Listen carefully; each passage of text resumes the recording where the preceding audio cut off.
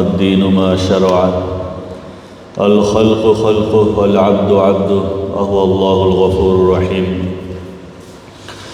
أما بعد فأعوذ بالله من الشيطان الرجيم بسم الله الرحمن الرحيم يا أيها الذين آمنوا كتب عليكم الصيام كما كتب على الذين من قبلكم لعلكم تتقون صدق الله العظيم فقال رسول الله صلى الله عليه وسلم من صام رمضان إيمانا واحتسابا غفر له ما تقدم من ذنبه من قام رمضان إيمانا واحتسابا غفر له ما تقدم من ذنبه أو كما قال رسول الله صلى الله عليه وسلم اللهم صل على محمد وعلى آل محمد كما صليت على إبراهيم وعلى آل إبراهيم إنك حميد مجيد اللهم بارك على محمد وعلى آل محمد كما باركت على إبراهيم وعلى آل إبراهيم إنك حميد مجيد اللهم صل وسلم وبارك عليه আল্লাহ রব্বুল আলামিনের এক বিরাট নিয়ামত যে আল্লাহ তাআলা আমাদেরকে রমজানের মুখোমুখি দাঁড়িয়ে রমজানের প্রস্তুতিমূলক প্রোগ্রাম সেমিনারে আল্লাহ তাআলা আমাদেরকে উপস্থিত হওয়ার তৌফিক দান করেছেন আলহামদুলিল্লাহ। আমরা তো শুরু থেকেই শুরু করি, যেহেতু আলহামদুলিল্লাহর আওয়াজটা কম, এজন্য এই কথাটাও বলা দরকার। আল্লাহ রাব্বুল আলামিন যেটা বলেছেন লা ইন শাকারতুম লাযিদান্নাকুম ওয়া লা ইন কাফারতুম ইন্না আযাবি লাশাদীদ। ঢোকার সময় আমরা দেখলাম যে ক্রিয়া অনুষ্ঠানের জন্য আলাদা কমিটি করা আছে, মাশাআল্লাহ। তারা হয়তো মেডিকেল কলেজের যেই খেলাধুলাগুলো সম্পাদিত হয়, সংগঠিত হয়, এটাকে দেখাশোনা করেন শ্রদ্ধেয় শিক্ষকদের তত্ত্বাবধানে। তো প্রত্যেক বিষয়ের জন্য আলাদা আলাদা এমন ধরনের সাব কমিটি থাকতেই পারে, স্বাভাবিক ব্যাপার। তো দিনের ব্যাপারে, ধর্মীয় ব্যাপারে, যেটা আমাদের আসল জগৎ, এই জগতের জন্যও আমাদের দায়িত্ববোধ থাকা দরকার, নিজেদের মধ্যে অনুভূতিও থাকা দরকার। আল্লাহ তাআলা যখন কোনো নেয়ামত দান করেন তো এটা শুকরিয়া আদায় করা দরকার। আল্লাহ তাআলা নিজে বলেন লা ইন শাকারতুম লাযিদান্নাকুম, যদি তোমরা নেয়ামত পেয়ে কৃতজ্ঞতা জ্ঞাপন করো তাহলে নেয়ামতকে আমি বাড়িয়ে দিব। এটা একটা জরুরি বিষয়। ওয়ালা ইন কাফারতুম, আর যদি নেয়ামতকে অস্বীকার করে দাও, ইন্না আযাবি লাশাদীদ, কিছু কথা স্কিপ করে যাওয়া হয়েছে কোরআনের মধ্যে। এটা সিস্টেম একটা, আল্লাহ তাআলা অনেক কথা বলেন না, অল্প কথা বলেন, কিছু কথা রেখে রেজাল্টটা বলে দেন। তার মানে হলো যদি নেয়ামতের প্রতি কৃতজ্ঞতা না থাকে, নেয়ামতের অনুভূতি যদি না থাকে, তাহলে আল্লাহ তাআলা ওই নেয়ামতকে ছিনিয়ে নেন। এরপরে বলেন ইন্না আযাবি লাশাদীদ, নেয়ামত যখন ছিনিয়ে নেওয়া হবে তখন নেয়ামত তো আর তার সঙ্গে থাকবে না। জান্নাতের রাস্তা থেকে যখন সে ছিটকে পড়বে তো অবধারিতভাবে সে জাহান্নামের রাস্তার দিকে চলে যাবে। আল্লাহ তাআলা এই কথাটাই বলেন যে জাহান্নাম কিন্তু বড় কঠিন, এটার আযাব বড় কঠিন। এজন্য আল্লাহ তাআলা যাদেরকে প্রথমে আসার তৌফিক দান করেছেন, জুমার দিনে তো প্রথমে আসার আলাদা ফজিলত আছে। কাল মুদাহি বাকরাতান, জুমার নামাজে সবার আগে আসে সে, সর্বপ্রথম যিনি আসে একটা উট কোরবানির নেকি পায়, এরপরে গরু কোরবানির নেকি পায়। এক একটা ফজিলত আছে জুমার দিনের জন্য। তো দ্বীনি মজলিসের মধ্যেও আগে আসার মধ্যে ফজিলত আছে, কারণ শেষে যে ঘোষণাটা হবে যারা শুরু থেকে শেষ পর্যন্ত ছিল, বিশেষভাবে তাদের জন্য ঘোষণা হবে আন কুমু মাগফুরাল লাকুম, তোমরা এমনভাবে উঠো যে আল্লাহ তাআলা তোমাদেরকে মাফ করে দিয়েছেন। মাফটা বড় দামি জিনিস, যেটা আমাদেরকে বুঝে আসে না। এটা বুঝে আসবে কিয়ামতের ময়দানে। আল্লাহ তাআলা এক একজন সর্বশেষ যে জাহান্নামে যাবে বা সবথেকে নিম্ন পর্যায়ের শেষ পর্যায়ে যে জাহান্নামের আসামি, তাকে জিজ্ঞাসা করবে যদি তোমাকে পুরা দুনিয়া দিয়ে দিতাম, তাহলে এই পুরা দুনিয়া আবার যদি আমি রিটার্ন চাইতাম যে এইটা তুমি আমাকে দিয়ে দিবা, জাহান্নাম থেকে তোমাকে বাঁচিয়ে দেওয়া হবে, তুমি কি এটা দিতা? সে বলবে যে অবশ্যই দিতাম। আল্লাহ তাআলা তখন বলবেন, অকদ সাআলতুকা আহওয়ানা মিন যালিক, দুনিয়াতে তো এত কিছু চাই নাই, যাকে আমি বিলিয়নিয়ার বানাইছি তার থেকে চাই নাই যে তোমার পুরা সম্পদের অর্ধেক দিয়ে দাও, এরকম চাই নাই। সর্বোচ্চ এতটুকু চাইছি, লিকুইড মানির উপরে 1/40 যাকাত, এতটুকুই। যদি যেটা আমাদের সম্পত্তি বলা হয় বা সম্পদ বলা হয়, যেটা লিকুইড মানি না, ঘর বাড়ি স্থাবর সম্পদ, এইখান থেকে যদি আল্লাহ তাআলা যাকাত ধার্য করতেন, তাহলে বহুত শিল্পপতি আর বড় বড় অনেক ব্যবসায়ী ধরা খেয়ে যেত, সম্ভব হতো না। অনেকের ব্যাংকের অ্যাকাউন্টে 10 কোটি টাকা আছে, কিন্তু তার সম্পদ আছে, সম্পত্তি আছে 10,000 কোটি টাকার। এইটার উপরে যদি যাকাত ধার্য করা হতো, তাহলে ওইটার 2.5% হইলেও তার ব্যাংকের মানিতে কাজ হইতো না, সম্পদ বিক্রি করতে হইতো। আল্লাহ তাআলা সব কিছুর মধ্যে ব্যালেন্স করেছেন। এজন্য আমাদের তো আল্লাহ তাআলা আখিরাতের জন্যই বানাইছেন, এবং অসংখ্য নেয়ামত আল্লাহ তাআলা আমাদেরকে দান করেছেন। যেহেতু রমজান মাসের ব্যাপারে আমাদের আলোচনা, আল্লাহ তাআলা 5টা বিশেষ জিনিস আমাদেরকে দিয়েছেন। সেরা সৈয়দুল আম্বিয়া আমাদেরকে দিয়েছেন, সর্বশ্রেষ্ঠ নবী, নবীদের সর্দার, আমাদের নবী তিনি। অনেকে গর্ব করে না, আমাদের নেতা অমর, আরও অনেক কথা বলে, পাগলামিও করে। নেতার নাম মুখে নিতে গেলে অজু লাগবে, এর পাগলে বলে আর কি, নেতা তো বলে না এরকম। এইদিকেও পাগলামি করছে, ওইদিকেও পাগলামি করছে, ওইদিকে আমরা যাব না। কিন্তু নেতা যখন বড় হয়, মানুষ এটা নিয়ে গর্ব করে। কিন্তু সর্বশ্রেষ্ঠ নেতা তো আমাদের নবী, আর সর্বশ্রেষ্ঠ নবী উনি। আনা সাইয়্যিদু উলদি আদম ইয়াউমাল কিয়ামা ওয়ালা ফখরা। আল্লাহ নবী বলেছেন, আমি পুরা আদম জাতির মধ্যে যত মানুষ আছে, কিয়ামত পর্যন্ত যত মানুষ আসবেন, কত বিলিয়ন ট্রিলিয়ন মানুষ আসবে আল্লাহ তাআলা জানেন, সবার সর্দার হইলেন আমাদের নবী। কিয়ামতের ময়দান তো আরও ব্যাপক, যেখানে আল্লাহর নবী বলেছেন, বিয়াদি লিওয়াউল হামদ, আমার কাছে হামদ নামক পতাকা থাকবে, একটা পতাকা থাকবে, ওই পতাকার নিচে আদম ফামান সিওয়াহু তাহতা লিওয়াই। আদম আলাইহিস সালাম থেকে শুরু করে কিয়ামত পর্যন্ত যত মানুষ আসবে, সবাই আমার পতাকার পেছনে থাকবে, সামনে কেউ থাকবে না। জিন্নাতরাও পেছনে থাকবে, ফেরেশতারা থাকলে তারাও পেছনে থাকবে। কিয়ামতের ময়দানটা কত প্রশস্ত হবে আল্লাহ তাআলা জানেন। কিন্তু তাফসীরের মধ্যে এই কথাও আছে, প্রথম আসমানের বাসিন্দাদেরকে যখন নামিয়ে দেওয়া হবে, তখন যত মানুষ কিয়ামতের ময়দানে আছে, আদম আলাইহিস সালাম থেকে শুরু করে শেষ পর্যন্ত মানুষটা তো থাকবে এখানে, কত হাজার কোটি লক্ষ কোটি থাকবে আল্লাহ জানেন। জিন্নাতের পরিমাণ তো এমন, মাঝে মাঝে এমন হয় যে অমুককে জিনে আসর করছে, প্রায় 1000 জিন ওকে আটক করছে একসঙ্গে। অনেক জিনের এই সমস্ত রুকাইয়া যারা করে, তদবির যারা করে, অনেকে বলে যে ওই গাছের মধ্যে 10 লক্ষ জিন ছিল, আমি তাড়িয়ে দিয়েছি। মানে হইল ওরা অল্প স্পেসের মধ্যে অনেক থাকতে পারে। তো জিন্নাতের পরিমাণ কত আছে আল্লাহ তাআলা জানেন। এই সমস্ত পরিমাণের থেকে বেশি পরিমাণ থাকবে আসমানের বাসিন্দা যারা। তো সবাই আল্লাহর নবীর নিচে থাকবে, পেছনে থাকবে, সামনে কারো যাওয়ার সুযোগ নেই। আল্লাহর নবীর মর্যাদা এত বেশি, যেটা বলে শেষ করা যাবে না, এটা আলাদা টপিকস আমাদের। তো সৈয়দুল আম্বিয়া, আল্লাহ তাআলা আমাদেরকে তার উম্মত হওয়ার তৌফিক দান করেছেন। দ্বিতীয়, সৈয়দুল কুতুব, কোরআন মাজিদ, জগতের শ্রেষ্ঠ কিতাব আল্লাহ তাআলা আমাদেরকে দিয়েছেন। এবং এটা নিয়ে কথা বললে এটা আলাদা একটা বিষয়, ইলমের মধ্যে আমরা ইনশাল্লাহ কথা বলবো যে আল্লাহ তাআলা যত কিতাব দুনিয়াতে পাঠিয়েছেন, সবগুলা কিতাবুল্লাহ, আল্লাহ তাআলার কিতাব। এটা আল্লাহ তাআলার বাণী ওইখানে আছে তো ঠিক আছে, কিন্তু কালামুল্লাহ না, আল্লাহর জবানের কথা সবগুলা না।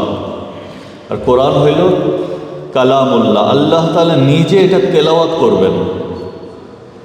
জান্নাতের মধ্যে আল্লাহ তাআলা আর রহমান তেলাওয়াত করবেন, সূরা তেলাওয়াত করবেন, এটা পুরো আল্লাহ তাআলার কথা। সৈয়দুল আম্বিয়া আমাদের দিয়েছেন, সৈয়দুল কুতুব আল্লাহ তাআলা আমাদেরকে দিয়েছেন। এটা রমজান মাসেই নাজিল হয়েছে। সুহুফে ইব্রাহিম যেটা আছে সূরাতুল আলা, সুহুফে ইব্রাহিম ও মূসা, তাফসীরের মধ্যে আছে, মুসনাদ আহমদের রেওয়ায়েত আছে, ইব্রাহিম আলাইহিস সালামের সহিফাগুলা প্রথম রমজানে নাজিল হয়েছে। এটা আমরা রিপিট করতে পারি পরবর্তীতে। ৬ষ্ঠ রমজানে তাওরাত নাজিল হয়েছে, ১৩তম রমজানে ইনজিল নাজিল হয়েছে, ১২তম রমজানে জাবুর নাজিল হয়েছে, ২৫তম রমজানে ২৭তম রমজানে কোরআন নাজিল হয়েছে। তো সব রমজান কেন্দ্রিক। ইলমের সাথেও রমজানের সম্পর্ক, কারণ কোরআনের প্রথম কথাই হলো ইকরা, পড়ো। তো এটা আরেকটা বিষয় আমাদের। সৈয়দুল আম্বিয়া আমাদের নবী, আমরা তার উম্মত। সৈয়দুল কুতুব আমাদের কিতাব, কোরআন সর্বশ্রেষ্ঠ কিতাব, আমরা কোরআনকে ফলো করি, কোরআন আমাদের জীবন বিধান। সৈয়দুল শুহুর অর্থাৎ রমজান মাস, শ্রেষ্ঠ মাস। আল্লাহ তাআলা এই মাসে এমন এমন জিনিস দিয়েছেন যেটা কোনো উম্মতকে দেওয়া হয়নি। হ্যাঁ, কোরআনে এতটুকু আছে, ইয়া আইয়ুহাল্লাযীনা আমানু কুতিবা আলাইকুমুস সিয়াম, হে ঈমানদারগণ তোমাদের উপরে রোজা ফরজ করা হয়েছে, কামা কুতিবা আলাল্লাযীনা মিন ক্বাবলিকুম লাআল্লাকুম তাত্তাকুন, যেরকমভাবে পূর্ববর্তীদের উপরে ফরজ করা হয়েছিল। তো পূর্ববর্তী উম্মতের উপরে রোজা ফরজ ছিল, 30 রোজা ফরজ ছিল, কম বেশি ছিল, এটা নিয়ে বিস্তারিত কথা আছে। কিন্তু পূর্ব উম্মতের উপরে 30 রোজা ফরজ ছিল, এটাও অনেক বড় বড় মুফাসসিরিনদের কথা, সাহাবীদের কথাও আছে। কিন্তু তাদের উপরে 30 রোজা ফরজ হওয়ার পরও আমাদেরকে যে বৈশিষ্ট্য দেওয়া হয়েছে, এটা ওই অন্য উম্মতকে দেওয়া হয় নাই। সৈয়দুল শুহুর আল্লাহ তাআলা রমজান মাস আমাদেরকে দিয়েছেন। এরপর সৈয়দুল আম্বিয়া, সৈয়দুল কুতুব, সৈয়দুল শুহুর, সৈয়দুল লায়ালি, অর্থাৎ এমন একটা রাত আল্লাহ তাআলা আমাদেরকে দিয়েছেন যেই রাত জগতের কাউকে দেওয়া হয়নি।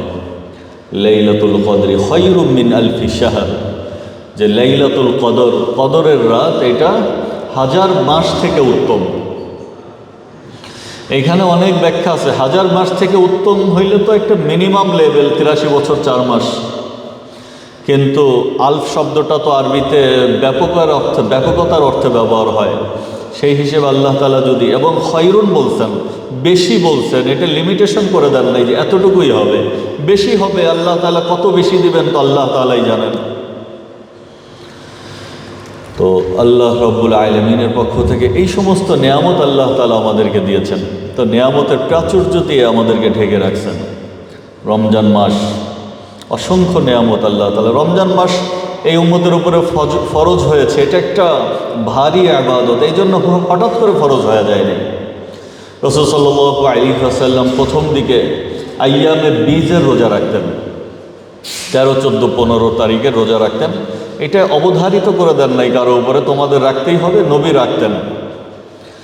দ্বিতীয়তে রমজানের রোজা ফরজ হওয়ার আগে রাসূল সাল্লাল্লাহু আলাইহি ওয়াসাল্লাম মুহররমের রোজা রাখতেন, এবং এটা ফরজ ছিল উম্মতের উপরে।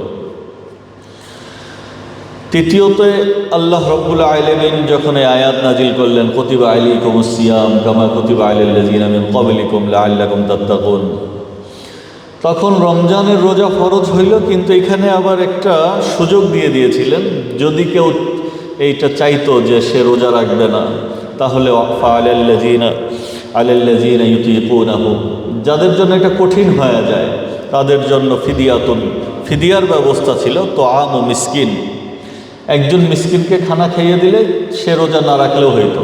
এজন্য তাফসীরের কিতাবের মধ্যে আল্লামা ইমাদউদ্দিন ইবনে কাসির রাহিমাহুল্লাহ এই কথা বলছেন, ফাকানা মান শাআ সামা, যখন এই আয়াত ছিল তখন যে ইচ্ছা সে রোজা রাখত। অমান শাআ আতআমা মিসকিনা, আর কেউ চাইতো তো সে কাউকে খাবার খাইয়ে দিত, রোজা রাখতো না। বাকি রাখা তো উত্তম ছিল। কিন্তু পরবর্তীতে আল্লাহ রাব্বুল আলামিন যখন এই কথা বললেন, ফামান শাহিদা মিনকুমুশ শাহরা ফালিয়াসুম, যেই মাসকে প্রত্যক্ষ করলে, এই মাসের মধ্যে চলে আসলো, তার জন্য জরুরি হইল রোজা রাখা। এই ধাপে ধাপে রোজাকে ফরজ করা হয়েছে, কারণ এটা অত্যন্ত ভারী ইবাদত, গুরুত্বপূর্ণ ইবাদত। এই জন্য আল্লাহ রাব্বুল আলামিন নিজে বলছেন এই কথা হাদিসে কুদসির মধ্যে, মুসলিম শরীফের হাদিস, লিকুল্লি আমাল ইবনে আদম লাহু, বনি আদমের যত আমল আছে সব আমল তার, ইল্লা সওম, রোজা বাদে। লিকুল্লি আমাল ইবনে আদম ইউদাআফুল হাসানাতু মিনাল আশরি, যে কোনো আমল বনি আদমের যেই নেকিটা এটাকে বৃদ্ধি করা হয় ইলা সাবঈ মিয়াতি দিআফিন, 700 গুণ পর্যন্ত, 10 গুণ থেকে 700 গুণ পর্যন্ত বাড়িয়ে দেওয়া হয়। এত বেশি দেওয়া হয়, এরপরেও আল্লাহর নবী বলেন, আল্লাহ তাআলা বলেন হাদিসে কুদসি, এটা ইল্লা সওম, রোজার ব্যাপারটা আলাদা, এটা ভিন্ন। কেন? এটা অন্য একটা হাদিস টান দিলে এটা বুঝে আসবে সহজে। আল্লাহ রাব্বুল আলামিন বলেন, আমার বান্দা ইয়াদাউ তাআমাহু ওয়া শারাবাহু ওয়া শাহওয়াতাহু, ইয়াতরুকু তাআমাহু, সে তার খাবারকে ছেড়ে দেয়, ওয়া শারাবাহু, পানি পান করাকে ছেড়ে দেয়, প্রচণ্ড পিপাসার্থ কিন্তু পানি সে পান করে না, ওয়া শাহওয়াতাহু, নিজের জৈবিক চাহিদাকে সে কন্ট্রোল করে, বৈধ ছিল নিজের জন্য সে অবৈধ করে দেয়। আল্লাহ তাআলা বলেন লি আজলি, এটা আমার জন্য করে বান্দা, ও আনা আজিজি বিহি, যেহেতু সে আমার জন্য করতেছে আমি নিজে বান্দার এই আমলের প্রতিদান দেব। মুহাদ্দিসিনদের মধ্যে তো কেউ এই কথা বলে যে রেওয়ায়েত তো এরকম, ও আনা উজজা বিহি, প্রতিদান আমি রব তার জন্য নিজে হয়ে যাব। এখানে একটা সূক্ষ্ম বিষয় আছে, দেখেন, শাহওয়াতাহু ইয়াতরুকু তাআমাহু ওয়া শারাবাহু ওয়া শাহওয়াতাহু, বান্দা নিজের খাবার পানীয় তো ছেড়ে দেয়, নিজের বৈধ স্ত্রীর কাছে সে যায় না, নিজের বৈধ স্ত্রীর দিকে সে কামনার দৃষ্টিতে তাকায় না। এটা তাকানো নিষেধ আছে রমজানের ওই টাইমটায়। একেবারে হালাল জিনিসের মধ্যে যদি নিষেধাজ্ঞা থাকে, হারামের ব্যাপারে ঘটনা কি হবে? এটা খুব সেন্সিটিভ ব্যাপার। যেহেতু আমরা যারা সহশিক্ষার মধ্যে চলতে থাকি এবং বিভিন্ন কারণে অনেক কিছু সামনে চলেই আসে, আমাদের জন্য বিষয়টা বেশি সেন্সিটিভ। রমজানে আমরা যে সমস্ত বিষয়কে কন্ট্রোল করব, করণীয় বর্জনীয়র মধ্যে এই বিষয়ও একটা গুরুত্বপূর্ণ বিষয়। আন-নজরু সাহমুন মিন সিহামি শাইতানিল মাসমুমা, নজর শয়তানের বিষাক্ত তীর থেকে একটা তীর। এই তীর যদি কারো শরীরের মধ্যে, জীবনের মধ্যে প্রবেশ করে, তাহলে তার ঈমানকে পর্যন্ত ধ্বংস করে দেয়। এজন্য দেখেন না, বিভিন্ন সময় বিভিন্ন জায়গায় খবর আসে, মুসলমান মেয়ে অমুক বেধর্মীর সঙ্গে পালিয়ে গিয়েছে, বিভিন্ন রেপের ঘটনা, বিভিন্ন ধরনের খারাপ নিউজ আমাদের সামনে আসে। এটার মূল কারণ এইটাই যে সে হালাল থেকে বের হয়ে গেছে, হারামের দিকে ধাবিত হয়েছে, এই জন্য পেরেশানি তাকে ঘিরে ধরেছে। রমজানের তাৎপর্যের দিকে আমরা আসি, রমজানের ফজিলতের দিকে আমরা আসি। বুখারী শরীফের হাদিস, আল্লাহর হাবিব সাল্লাল্লাহু আলাইহি ওয়াসাল্লাম ইরশাদ করেন, বুনিয়াল ইসলামু আলা খামসিন, ইসলামের বুনিয়াদ 5টা জিনিসের উপরে আল্লাহ তাআলা প্রতিষ্ঠিত করে রাখছেন। ফান্ডামেন্টাল থিংস 5, 5টা জিনিস হইল ইসলামের বুনিয়াদ। শাহাদাতি আল্লাহ ইলাহা ইল্লাল্লাহ, প্রথম হইল আল্লাহ ছাড়া কোনো মাবুদ নেই, ইবাদতের যোগ্য একমাত্র আল্লাহ রাব্বুল আলামিন। এটা না হয় অনেক সময় যে যার নুন খায় তার গুণ গায়, এরকম একটা শব্দ আমাদের দুনিয়ার মধ্যে আছে। যে কোনো প্রতিষ্ঠানে চাকরি করে, সে মনে করে যে প্রতিষ্ঠানের বস যেটা বলবে এটাই নিয়ম, এটাই পালন করতে হবে।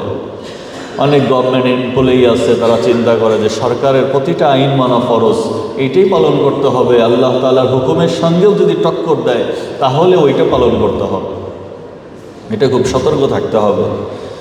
যেরকম শিক্ষা প্রতিষ্ঠানগুলোর মধ্যে পূজা হয়, সরস্বতী পূজা, তো এই পূজার মধ্যে কোনো মুসলমান যাইতেই পারে না। যদি কোনো মুসলমান যায় তার ঈমান থাকবে না, কারণ সে দুনিয়ার অন্য কোনো কিছুকে মানে নাই, কিন্তু হিন্দু ধর্মের এই বিষয়টাকে সে মানছে যে জ্ঞানের রব খোদা হইল সরস্বতী দেবী, এই জন্য আমি এই পূজায় অ্যাটেন্ড করলে আমার জ্ঞান বাড়বে। তার মানে হইল সে আল্লাহকেও মানল, আল্লাহ ভি রাজি হো, ভগবান ভি নারাজ না হো, এই থিওরির উপরে ঈমান থাকবে না। এজন্য সবার উপরে হইল আমার ঈমানকে রাখতে হবে। বুনিয়াল ইসলাম আলা খামসিন, ঈমানের বুনিয়াদ হইল লা ইলাহা ইল্লাল্লাহ আন্না মুহাম্মাদুর রাসূলুল্লাহ। আল্লাহ ছাড়া কোনো ইবাদতের যোগ্যই কেউ নেই। সেজদা দিব তো আল্লাহকে দিব। রিজিকের মালিক যদি মনে করি তো আল্লাহকেই মনে করতে হবে, আর কাউকে মনে করার কোনো সুযোগ নেই। ক্ষমতার মালিক আল্লাহ তাআলা, সমস্ত কিছুর মালিক আল্লাহ রাব্বুল আলামিন। এই যে অক্সিজেন যেটা আমরা টিকে আছি, 5 মিনিটের জন্য যদি অক্সিজেন বন্ধ হয়ে যায় তো মানুষ তো পাওয়াই যাবে না, অন্য প্রাণীও খুঁজে পাওয়া যাবে না। এটা আল্লাহ তাআলাই বানাইছেন, সারা জগৎ মিলে বানাইতে পারবে না। করোনার মধ্যে অনেকের অক্সিজেনের অভাব হয়েছে, তখন সে বুঝতে পারছে এটার দামটা কি। স্বাভাবিকভাবে যে অক্সিজেনটা তারা সাপ্লাই দিয়েছে, এটা এমন না যে নিজেরা তৈরি করছে, ওইটাও আল্লাহ তাআলার সৃষ্টি। কোনো অক্সিজেনকে একটা মডিফাই করে একটা সিস্টেমের মধ্যে আনছে, ওইটাও তাদের বানানো না। পানি যদি বন্ধ হয়ে যায় 2-4 দিনের জন্য, সারা দুনিয়া অচল হয়ে যাবে। এটা আল্লাহ তাআলার বানানো, সারা জগৎ মিলে বানাইতে পারে না। জগদীশচন্দ্র বসু কলকাতা প্রেসিডেন্সি কলেজে ক্লাস নিচ্ছিলেন, আর 100 বছর আগের ঘটনা, 1910 মেবি। তো তখন সে পানি তৈরি করছে বিক্রিয়া ঘটিয়ে, এবং সে বলতেছে যে আমি যে এই পানিটা তৈরি করলাম, অক্সিজেন নাইট্রোজেন না কিসের সমন্বয়ে জানো, তো এইটা আমি যে তৈরি করলাম, এই পানিটা হইল বিষাক্ত। 1 গিলাস পানি, এই পানিটা আমার তৈরি করতে 10 টাকা খরচ হয়েছে। ওই সময় 10 টাকা, ওই সময় যদি 10 টাকা দিয়ে গুলশানে কেউ অ্যাপার্টমেন্ট কিনতো, তাহলে অন্তত বর্তমান সময়ে মনে হয় 1000 কোটি টাকা বিক্রি করতে পারতো। ওই সময় 10 টাকা, জায়গার দাম তো কম ছিল। এরপরে সে বলতেছে যে এই পানিটা আমি তৈরি করলাম, এই পানিটা তৈরি করতে আমার এত ঘাম ঝরাইতে হয়েছে, এত শ্রম দিতে হয়েছে, এত টাকা খরচ করতে হয়েছে, কিন্তু এই পানিটা বিষাক্ত, এটা কেউ খেতে পারবে না, এই পানিটা খাওয়ার কোনো সুযোগ নেই। এজন্য এটা বোঝা যায় যে জমিন থেকে প্রতিদিন হাজারো ব্যারেল পানি উঠে, লক্ষ লক্ষ ব্যারেল পানি আসমান থেকে নামে। এটা থেকে আমরা এটা বুঝতে পারি যে বানানেওয়ালা একজন। এজন্য আল্লাহকে চিনতে চাইলে তো চেনা বড় সহজ। जगह जी लगाने की ये दुनिया नहीं है, ये इबरत की जा है तमाशा नहीं है, जहाँ में ही हो इबरत के हर सौ नमूने, मगर तुझको अंधा किया रंगो बूने। আল্লাহকে যদি চিনতে চাই তাহলে একটা গাছের পাতা দিয়েও আল্লাহ তাআলাকে আমি চিনে নিতে পারবো। তো আল্লাহ তাআলার ইসলামের বুনিয়াদকে রাখছেন 5 জিনিসের উপরে। সর্বপ্রথম বুনিয়াদ হইল আল্লাহ ছাড়া কোনো মাবুদ নাই। দ্বিতীয় হইল মুহাম্মদ আরবি সাল্লাল্লাহু আলাইহি ওয়াসাল্লাম আল্লাহ তাআলার রসুল। এতটুকু না, বরং সর্বশ্রেষ্ঠ সর্বশেষ নবী। অনেকে বলে যে হুজুররা বিভিন্ন অনৈক্যের কথা বলে, তার মধ্যে এত দলভেদ কেন, এত মতভেদ কেন? কেন মতভেদ হবে না? একজন মানুষ আমার নবীকে শেষ নবী বলবে না, তাহলে তো সে ঈমান থেকেই বের হয়ে যাবে। সে যেই গ্রুপেরই হোক না কেন, তার সঙ্গে আমার বন্ধুত্ব কিভাবে থাকবে? এটা যদি আমি নিজেকে একটু সতর্ক না হই, তাহলে তো আমিও বেঈমান হয়ে যাব। এই জন্য বিভিন্ন কাদিয়ানি থেকে শুরু করে অন্যদেরকে উলামায়ে কেরাম কাফের বলে। কেন বলে? কেননা তারা সর্বশেষ আমাদের নবীকে তো নবী মানে, কিন্তু শেষ নবী মানে না। তারা বিভিন্ন ব্যাখ্যা করে যে জিল্লি নবী, ছায়া নবী, এই নবী, সেই নবী, নতুন একজন নবী আসবে। যে কোনো ব্যাখ্যা করে তারা নতুন একজনকে ঢুকায়। আমাদের নবী খাতামান নবিয়্যিন, কোরআনেও আছে। আমাদের নবী নিজেও বলে আনা খাতামুন নবিয়্যিন লা নবিয়্যা বাদি, আমি শেষ নবী, আমার পরে কোনো নবী নাই। আনতুম আখিরুল উমাম লা উম্মাতা বা'দাকুম, আর তোমরা সর্বশেষ উম্মত, তোমাদের পর আর কোনো উম্মত নাই। বুখারী শরীফের হাদিস আছে, নবী সুন্দর করে বুঝিয়েছেন, ইন্নামা মাসালি মাসালুল আম্বিয়াই মিন ক্বাবলি, যে শোনো আমার দৃষ্টান্ত হইল, এবং আমার পূর্বে যে সমস্ত নবীরা ছিলেন তাদের দৃষ্টান্ত হইল কামাসালি কওমিন কামাসালি রজুলিন, ওই ব্যক্তির মতো বানা বাইতান, একটা ঘরকে বানিয়েছে, প্রাসাদকে বানিয়েছে, ফা আহসানাহু ওয়া আজমালা, অনেক সুন্দর করে সেটাকে ফার্নিশড করেছে, সুসজ্জিত করেছে, তৈরি করেছে। ফাজআলান নাস ইয়াতুফুনা বিহি, মানুষ তো দুনিয়ায় কত কিছু তৈরি করছে, এইটা এত সুন্দর মহল যে মানুষ চারদিক থেকে ঘুরতে থাকে। ফায়াজাবুনা লাহু, আর আশ্চর্য হয়ে যায় আর বলে হাল্লা উদিয়াত হাযিহিল লাবিনা। তো বিল্ডিংটা বানিয়েছে এক জায়গায়, একটা ইটের জায়গা খালি রয়ে গেছে। তো মানুষ বলে যে এই জায়গাটাকে ইটটা তৈরি করে রাখা হবে না? আমাদের নবী বলেন ফাআনাল্লাবিনা, শোনো আমি যে দৃষ্টান্তটা তোমাদের সামনে পেশ করলাম, যে এক্সাম্পলটা দিলাম, এটা হলো নবুয়তের মহল। আল্লাহ তাআলা বড় সুন্দর করে এটাকে বানিয়েছেন, আর একটা ইটের জায়গা ফাঁকা রেখেছেন। আনাল্লাবিনা, আমি হইলাম ওই ইটের জায়গাটা, আমি চলে আসছি। আনা খাতামুন নবিয়্যিন, আমার পরে আমি সর্বশেষ নবী। লা নাবিয়্যা বাদি, আমার পর আর কোনো নবী আসবে না। ও আনতুম আখিরুল উমাম, আর তোমরা হইলে সর্বশেষ উম্মত। লা উম্মাতা বা'দাকুম, তোমাদের পর আর কোনো উম্মত আসবে না। এই জন্য আমাদের আকীদার বিশ্বাসের মধ্যে আমাদের নবী সর্বশেষ নবী, একই সঙ্গে সর্বশ্রেষ্ঠ নবী, এই বিষয়টাও আমাদের সামনে থাকতে হবে। তো আমরা বলতেছিলাম ইসলাম 5 ভিত্তির উপরে প্রতিষ্ঠিত। সর্বপ্রথমে ঈমানের এই কালিমা, দ্বিতীয় হলো ইকামিস সালাহ, নামাজকে কায়েম করা, প্রতিষ্ঠিত করা। এইখানেও ধোকাবাজরা ধোকা দিতে চায়, নামাজ তো কায়েম করতে বলছে, নামাজ পড়তে বলে নেই। আরে কায়েম করতে বলছে, এটা কি তুমি নবীর থেকে বেশি বুঝছো? আমাদের নবী তো বলছেন সল্লু কামা রাআইতুমুনি উসাল্লি, আমি যেভাবে নামাজ পড়ি এভাবে নামাজ পড়তে হবে তোমাদের। আল্লাহর নবী যেভাবে নামাজ পড়েছেন, নবী যেভাবে নামাজ কায়েম করেছেন, ওইভাবেই কায়েম করতে হবে। আর তাফসীরের কিতাবের মধ্যে এটা লেখে ইতমামুর রুকু ওয়াস সুজুদ, নামাজ কায়েম হইল রুকু সেজদাকে পরিপূর্ণভাবে আদায় করা, ও তা'দীলুল আরকান, এবং যত নামাজের আরকানগুলো আছে এগুলো খুব সুন্দরভাবে ধীরে স্থিরভাবে আদায় করা, এটা হলো নামাজ কায়েম করা।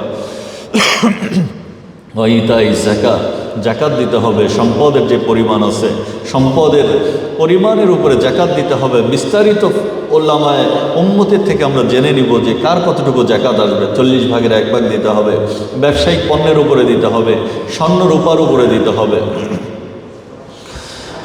অসৌমি রমাদান, রমজানের রোজা রাখা, এটা অত্যন্ত তাৎপর্যপূর্ণ বিষয়। রমজানের রোজা এটা ঈমানের একটা ভিত্তি। কেউ যদি এই রোজাকে অস্বীকার করে দেয় তাহলে তার ঈমানই থাকবে না। এই জন্য বহু মানুষ এটা আছে যে রোজাকে অস্বীকার করে, রোজার মধ্যে সে রোজাকে রাখে না, রোজার মধ্যে হয়তো একটা বিড়ি সিগারেট টানতে টানতে যাচ্ছে, মানুষকে বৃদ্ধাঙ্গুলি দেখাচ্ছে যে আমি রোজা রাখলাম না, সমস্যাটা কি? না, রোজাকে যদি সে মনে করে যে জরুরত নেই, প্রয়োজন নেই, তাহলে তো তার ঈমানই থাকবে না। হাজ্জিল বেইতি ইন ইসতাতা ইলাইহি সাবিলা, এবং হজ করা যদি সে সুযোগ পায়, তাহলে আল্লাহ তাআলা যদি সামর্থ্য দেয় তাহলে তার হজ করতে হবে। এইখানেও মাসালা ক্লিয়ার হওয়া দরকার। হজ কার উপরে ফরজ? যার উপরে এই পরিমাণ অতিরিক্ত সম্পদ আছে, যেই সম্পদকে সে হয়তো লিকুইড বানি নাই, কিন্তু অতিরিক্ত সম্পদ আছে। অতিরিক্ত সম্পদের ব্যাখ্যাটা আবার আমার মন মতো দিলে হবে না। সারা দুনিয়ার উলামায়ে কেরাম যে ব্যাখ্যা দিয়েছেন, জাস্টিস আল্লামা তকি উসমানী হাফিজাহুল্লাহ থেকে শুরু করে সমস্ত ফতোয়ার কিতাবের মধ্যে আপনারা এটা পাবেন। অতিরিক্ত সম্পদ কাকে বলে? একজনের 2টো বাড়ি আছে, একটা বাড়িতে সে বসবাস করে, আর একটা বাড়ি ওইভাবেই পড়ে আছে, আর সে চাকরি করে অথবা ব্যবসা করে, যার দ্বারা তার জীবিকা চলে যায়, তাহলে ওই বাড়িটা হলো অতিরিক্ত সম্পদ। অথবা একই ধরনের একটা বাড়ি আছে কিন্তু কিছু ক্ষেতের মধ্যে জমি আছে, কৃষি জমি আছে অথবা দোকানপাট আছে, এবং ওই ক্ষেতের ফসল ছাড়াই তার চলে যায় সম্পদ, তার দৈনন্দিন জীবিকার ব্যবস্থা হয়ে যায়, তাহলে ওইটা অতিরিক্ত সম্পদ। ওইটা বিক্রি করে যদি সে বাইতুল্লাহ যেতে পারে, হজ পরিপূর্ণ করতে পারে, তাহলে তার উপরে হজ ফরজ। হাজারো লক্ষ কৃষকের উপরে হজ ফরজ, তারা নিজেরা জানেও না, জানার চেষ্টাও করে না। এই জন্য অতিরিক্ত সম্পদের উপরে হজ ফরজ হয়। আমরা রমজানের কথা বলতেছিলাম যে ইসলামের বুনিয়াদ হইল রোজা। আল্লাহ রাব্বুল আলামিন এটার প্রতিদান আল্লাহ তাআলা নিজে দান করবেন, কোনো মিডিয়ার মাধ্যমে না, আল্লাহ তাআলা নিজে এর প্রতিদান হয়ে যাবেন। এবং এত বেশি আল্লাহ তাআলা পছন্দ করেন রোজাকে। আল্লাহর হাবিব সাল্লাল্লাহু আলাইহি ওয়াসাল্লাম মুহাম্মদ আরবি এই কথা বলেন, আল্লাহর নবী সাল্লাল্লাহু আলাইহি ওয়াসাল্লাম এই কথা বলেন, বুখারী শরীফের হাদিস, ওয়াল্লাযী নাফসু মুহাম্মাদিন বিয়াদি, যেই সত্তার হাতে আমার জান, মুহাম্মদ আরবির জান, ওই সত্তার শপথ করে বলতেছি। এখানেও একটা মাসালা বলে দেই, কসম শুধু আল্লাহর নামেই করা যায়, আর কারো নামে করা যায় না। এটা হারাম। বাবার নামে, মায়ের নামে, নেতার নামে, আরও যত বন্ধু বান্ধবের নামে কারো নামে কসম করা জায়েজ নেই। কসম শুধু আল্লাহর নামে করতে হয়। আর আল্লাহ তাআলা যে বিভিন্ন জিনিসের কসম কাটছেন, মূলত সবই তো আল্লাহরই সৃষ্টি। আল্লাহ তাআলার কার নামে কসম কাটবেন? এই জন্য আল্লাহর সৃষ্টি, এগুলো আল্লাহরই দেওয়া। এই জন্য আল্লাহ তাআলার জন্য শরীয়ত তো নাই, কিন্তু আমাদের জন্য এটা জরুরি। আল্লাহ নবী বলেন, যেই সত্তার হাতে নবী মুহাম্মাদের জান, লা খুলুফু ফামিস সাইমি আতিয়াবু ইনদাল্লাহি মিন রিহিল মিসকি। রোজা রাখতে রাখতে পাকিস্থলীর ভেতরে খাবার না থাকার কারণে একটা দুর্গন্ধ সৃষ্টি হয়। এটা দাঁত ব্রাশ না করার দুর্গন্ধ না, মেশাক না করার দুর্গন্ধ না, ভেতরে একটা অ্যাসিড আসে, যেই কারণে দুর্গন্ধ হয়। এই দুর্গন্ধটা আল্লাহ তাআলার কাছে এত বেশি প্রিয় যে মেশক আম্বরের থেকেও বেশি প্রিয় এটা। মেশক আম্বর ওই সময় শ্রেষ্ঠ জিনিস ছিল, শ্রেষ্ঠ সুগন্ধি ছিল। এই জন্য এটাকে উদাহরণ হিসেবে উপস্থাপন করা হয়েছে। এই জন্য আল্লাহর হাবিব সাল্লাল্লাহু আলাইহি ওয়াসাল্লাম আরও বলছেন, যখন রমজান আসে আল্লাহ রাব্বুল আলামিন বিশেষ কিছু জিনিস দান করেন। ইজা দাখালা শাহরু রমজান, যখন রমজান মাস হাজির হয়ে যায়, রমজান মাস উপস্থিত হয়ে যায়, তখন আল্লাহ রাব্বুল আলামিন ফুতিহাত আবওয়াবুল জান্নাহ, জান্নাতের সমস্ত দরজাগুলোকে ওপেন করে দেওয়া হয়। এর মানে এই না যে রমজানে মারা গেলে জান্নাতে চলে যাবে, না, আল্লাহর রহমতকে আল্লাহ ওপেন করে দেন, এটা বোঝান। কারণ ফেরেশতা অন্যদিকে ঘোষণা করতে থাকে, ইয়া বাগিয়াল খাইরি আকবিল, হে ওই মানুষগুলা যারা সারা বছর ভালো কাজ করেছো, এখন ভালো কাজের দিকে আরও বেশি ধাবিত হও। রমজানের বাইরে হয়তো কোরআনের একটা পাতা তেলাওয়াত করেছো, রমজানে আরও বেশি তেলাওয়াত করো। রমজানের বাইরে হয়তো কোরআন অল্প শুনেছো, এখন রমজানে আরও বেশি শ্রবণ শুরু করে দাও। রমজানের বাইরে দান সদকা যা করেছো, এখন আরও বেশি করা শুরু করে দাও। রমজানের বাইরে নফল ইবাদত যা হয়েছে, এখন আরও বেশি করতে হবে। আর নাফরমানির বাজারকে গরম করে নেওয়ালা, যারা আল্লাহর নাফরমানির মধ্যে নিমজ্জিত ছিলে, কখনো চুরি, কখনো ডাকাতি, কখনো হিংসা, কখনো বিদ্বেষ, কখনো নজরের খেয়ানত, কখনো শরীরের খেয়ানত, কখনো দেমাগের খেয়ানত, কখনো আল্লাহ তাআলার নাফরমানির বিভিন্ন বিষয়, কখনো সময়কে নষ্ট করা, কখনো শরীরকে নষ্ট করা, কখনো নেশার মধ্যে ডুবে যাওয়া, যত ধরনের নাফরমানি হতে পারে, সমস্ত নাফরমানি থেকে বের হয়ে অন্যের সঙ্গে দুর্ব্যবহার করা, বদ আখলাকি করা, সব কিছুকে ছেড়ে দিয়ে এখন এটাকে কমিয়ে দিয়ে আল্লাহর রহমতের দিকে ধাবিত হও। ওয়াসারিউ ইলা মাগফিরাতিন মির রাব্বিকুম আরদুহাস সামাওয়াতু ওয়াল আরদ, আল্লাহ তাআলার এমন জান্নাতের দিকে, মাগফিরাতিন মির রাব্বিকুম জান্নাতিন, আল্লাহ তাআলার ক্ষমার দিকে দৌড়াইতে থাকো, আল্লাহ তাআলার জান্নাতের দিকে দৌড়াইতে থাকো। আরদুহাস সামাওয়াতু ওয়াল আরদ, যেই জান্নাতের প্রশস্ততা মিনিমাম যেটা হবে সেটা হলো আসমান জমিনের প্রশস্ততা। এইরকম রমজান আমাদের দিকে আসতেছে। ফুতিহাত আবওয়াবুল জান্নাহ ওয়া গুল্লিকাত আবওয়াবুন নার, রমজান আসে জাহান্নামের দরজাগুলোকে বন্ধ করে দেওয়া হয়। অসুফিদাত মারাদাতুশ শায়াতিন, এখানে একটু বোঝার আছে, মারাদাতুশ শায়াতিন আসছে হাদিসের মধ্যে, অর্থাৎ অবাধ্য শয়তানগুলাকে বন্দি করে দেওয়া হয়েছে। এর মানে এই না যে সমস্ত শয়তান বন্দি করে দেওয়া হয়েছে, এটা একটা অনেক কথার বিষয়, এখানে অনেক ব্যাখ্যার বিষয় আছে। এখানে শয়তানকে বন্দি করা হয়, বন্দির কাইফিয়ত কি হবে, বন্দির সিস্টেম কি হবে, এটা তো আল্লাহ তাআলা জানেন। হতে পারে তাদেরকে সেকলেই বেঁধে বন্দি করা হয় এবং সমুদ্রে নিক্ষেপ করা হয়, কিন্তু কিছু ছোট ছোট শয়তান থেকে যায়, বোঝা যায়। এরপরেও যদি এটা হয় যে সমস্ত শয়তানকে বন্দি করে সমুদ্রে নিক্ষেপ করা হয়, তারপরেও নফস তো এটা বড় একটা জিনিস, যেটা পজিটিভ নেগেটিভের মাধ্যমেই তো কারেন্টের কানেকশনটা চলতে থাকে। তো একটা তো গেছে, কিন্তু আর একটা রয়ে গেছে, ফুল কাট অফ হয়ে যায় নাই। 11 মাসের নাফরমানি এত বেশি স্পিডে ছিল যে বাকি 1 মাস 15 দিন তো এমনিই কেটে যায়। আর 15 দিন যখন আমি আল্লাহ তাআলার ইবাদতের মধ্যে নিজেকে ধাবিত করতে না পারি, তখন দেখা যায় যে বাকি 15 দিন পুরো মাসটাই গাফলতির মধ্যে চলে যায়। আল্লাহর হাবিব সাল্লাল্লাহু আলাইহি ওয়াসাল্লাম ইরশাদ করেন, উতিয়াত উম্মতি খামসা খিসালিন, আমার উম্মতকে 5টা বৈশিষ্ট্য দেওয়া হয়েছে। এইখানে যে 3টা কথা বললাম, এইটাও বৈশিষ্ট্য যেটা অন্য উম্মতকে দেওয়া হয় নাই। এইখানে নতুন 5টা বৈশিষ্ট্যের কথা আসছে, যেটাও অন্য কোনো উম্মতকে দেওয়া হয় নাই। উতিয়াত উম্মতি খামসা খিসালিন, আমার উম্মতকে 5টা বৈশিষ্ট্য দেওয়া হয়েছে ফি রমাদান, রমজানে দেওয়া হয়েছে, যেটা অন্য কোনো উম্মতকে দেওয়া হয় নাই। লাম তুতাহুন্না উম্মাতুন ক্বাবলাহুম লাখুলুফু ফামিস সাইমি আতিয়াবু ইনদাল্লাহি মিন রিহিল মিস্ক। ওই যে দুর্গন্ধটা আল্লাহ তাআলার কাছে পছন্দনীয়। মানুষ কোথা থেকে আসছে, যদি এই অনুভূতিটা থাকে যে আমি কি ছিলাম আর কোথা থেকে আসছি, তাহলে এটা আমার জন্য বড় সহজ, এটা বোঝা আমার জন্য বড় সহজ যে আল্লাহ তাআলা আমাকে কোন পর্যায়ে সম্মান দিয়েছেন। আল্লাহ রব্বুল আলামিন নিজে বলেন, হাল আতা আলাল ইনসানি হিনুম মিনাদ দাহরি লাম ইয়াকুন শাইয়্যাম মাযকুরা, যে মানুষ তো উল্লেখ করার মতো কোনো বস্তুই ছিল না, নাপাক ছিল, নাপাক বীর্য ছিল। সামান্য একটা অংশ দিয়ে আল্লাহ তাআলা আমাকে অস্তিত্বে এনেছেন। এরপরে কিভাবে আমি মেধা নিয়ে অহংকার করি, কিভাবে আমি টাকা পয়সার ক্ষমতা নিয়ে অহংকার করি, কিভাবে আমি গর্ব করি। আমাদের নবী তো শিখাইয়া দিছেন, আনা সাইয়্যিদুল আদম ইয়াউমাল কিয়ামা লা ফখরা, আমি সমস্ত আদম সন্তানের সরদার, কিন্তু গর্ব আর অহংকার নাই। নবী সবক দিয়ে দিছেন, নবীর সবক নিতে হবে। হযরত বিন ইউসুফের জামানায় এক কর্নেল বহু দাপটের সঙ্গে হাঁটতেছে আর দম্ভ ভরে হাঁটতেছে। তো একজন আল্লাহর ওলি মুতারিফ ইবনে আব্দুল্লাহ উনি বলতেছেন যে এইভাবে হাঁটো কেন, মা হাযিহিল মাশিয়া, এভাবে কেন হাঁটো? তো তখন সে বলতেছে, হাল তারিফুনি, ডু ইউ নো মি, চিনো তুমি আমাকে? তো আল্লাহর ওলি বলতেছেন, হ্যাঁ চিনি তো তোমাকে। আউয়ালুকা নুতফাতুন মাজিরা, তোমার প্রথম অবস্থা ছিল তুমি নাপাক ছিলা। আখিরুকা জিফাতুন কাজিরা, নাপাক থেকে তোমাকে সৃষ্টি করা হয়েছে।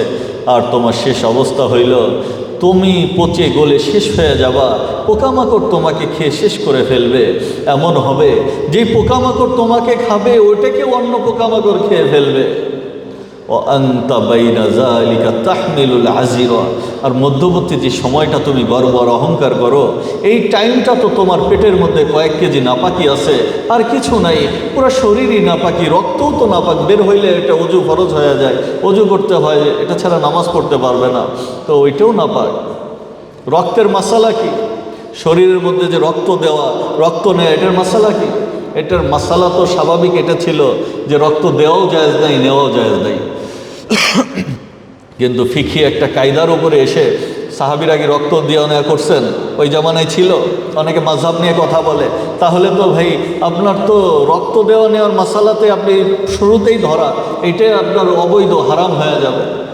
কোনো সাহাবী রক্ত দিয়েছেন, শরীরের মধ্যে ঢুকাইছেন, অথবা রক্ত বের করে আরেকজনকে গিফট করছেন, এরকম নাই। সিঙ্গা লাগাইছেন, এটা ভিন্ন, এটা তো বের করে ফেলছেন, ফেলে দিচ্ছেন। এটা হলো জরুরত তুবিহুল মাহজুরাত। ফিকহি একটা কায়দা আছে যে প্রয়োজন এইটা অনেক বিষয়কে বৈধ করে দেয়, যেটা হারাম ছিল ওইটাকেও বৈধ করে দেয়।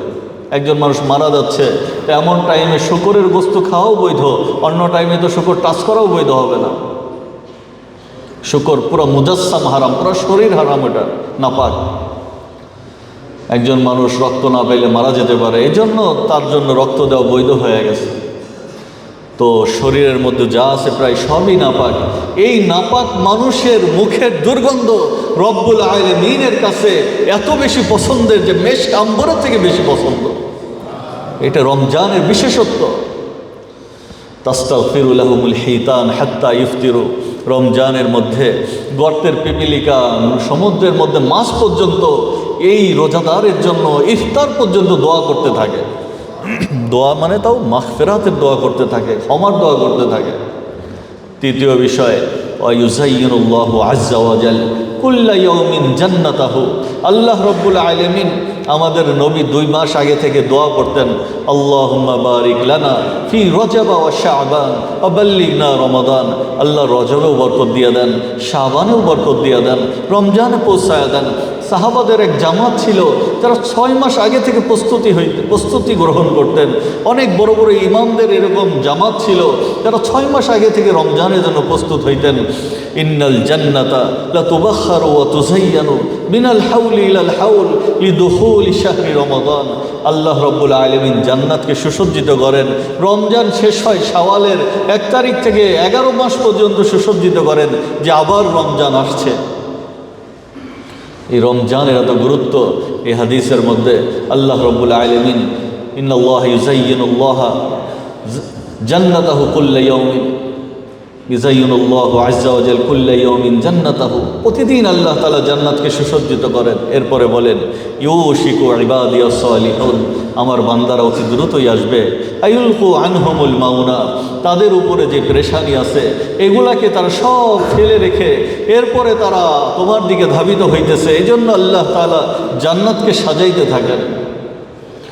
অতুসাফাদু ফিহি মারাদাতুশ শায়াতিন, শয়তানকে শৃঙ্খলাবন্দি করা হয়। ওয়ায়ুগফারু লাহুম ফি আখিরি লাইলিহি, আর রমজানের শেষ রাত্রে আল্লাহ রাব্বুল আলামিন রোজাদারকে মাফ করে দেন। তো একজন সাহাবী জিজ্ঞাসা করলেন আহিয়া লাইলাতুল কদর, এটা কি লাইলাতুল কদরের রাত্রে ঘটনা? আল্লাহর হাবিব সাল্লাল্লাহু আলাইহি ওয়াসাল্লাম বললেন না, ইন্নামাল আমিল ইন্নামা ইউফা আজরুহু ইজা কাযা আমালুহু, না বরং ঘটনা হলো এটা, যখন মজদুরি করার থেকে সে কোনো মজদুর তার কাজ সম্পন্ন করে তখন তাকে প্রতিদান দিয়ে দেওয়া হয়। একই রকমভাবে যখন রোজা সবগুলা সমাপ্ত করা হয় তখন আল্লাহ রাব্বুল আলামিন তার ক্ষমার ঘোষণা দিয়ে দেন। জন্য এই রমজানের মধ্যে আরও ফজিলত আছে। রমজান এখন তো একটা স্বাভাবিক টাইম, খুব গরমও না শীতও না।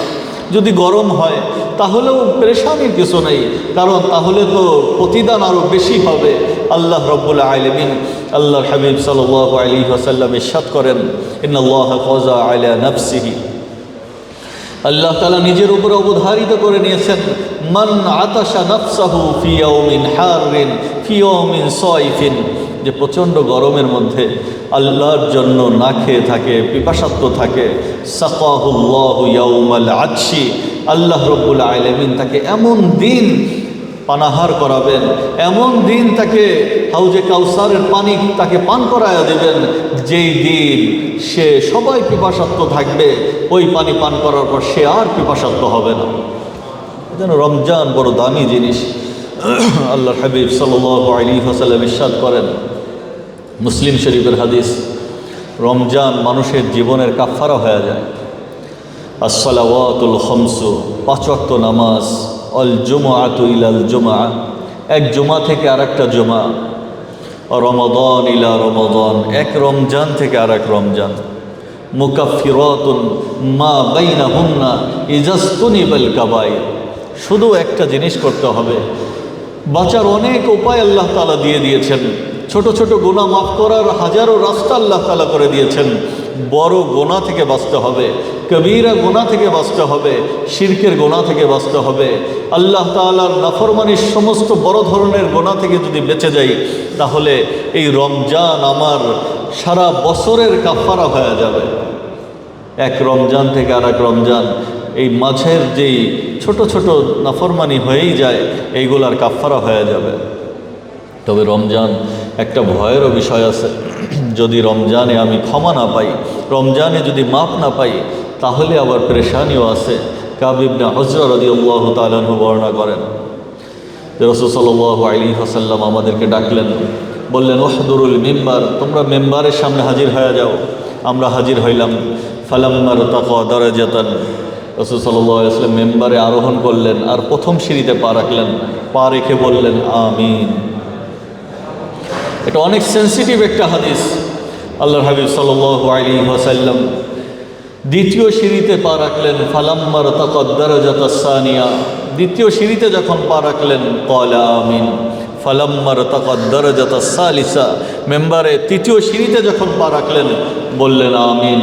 ফালাম্মা নাযালা, নবী নেমে আসলেন।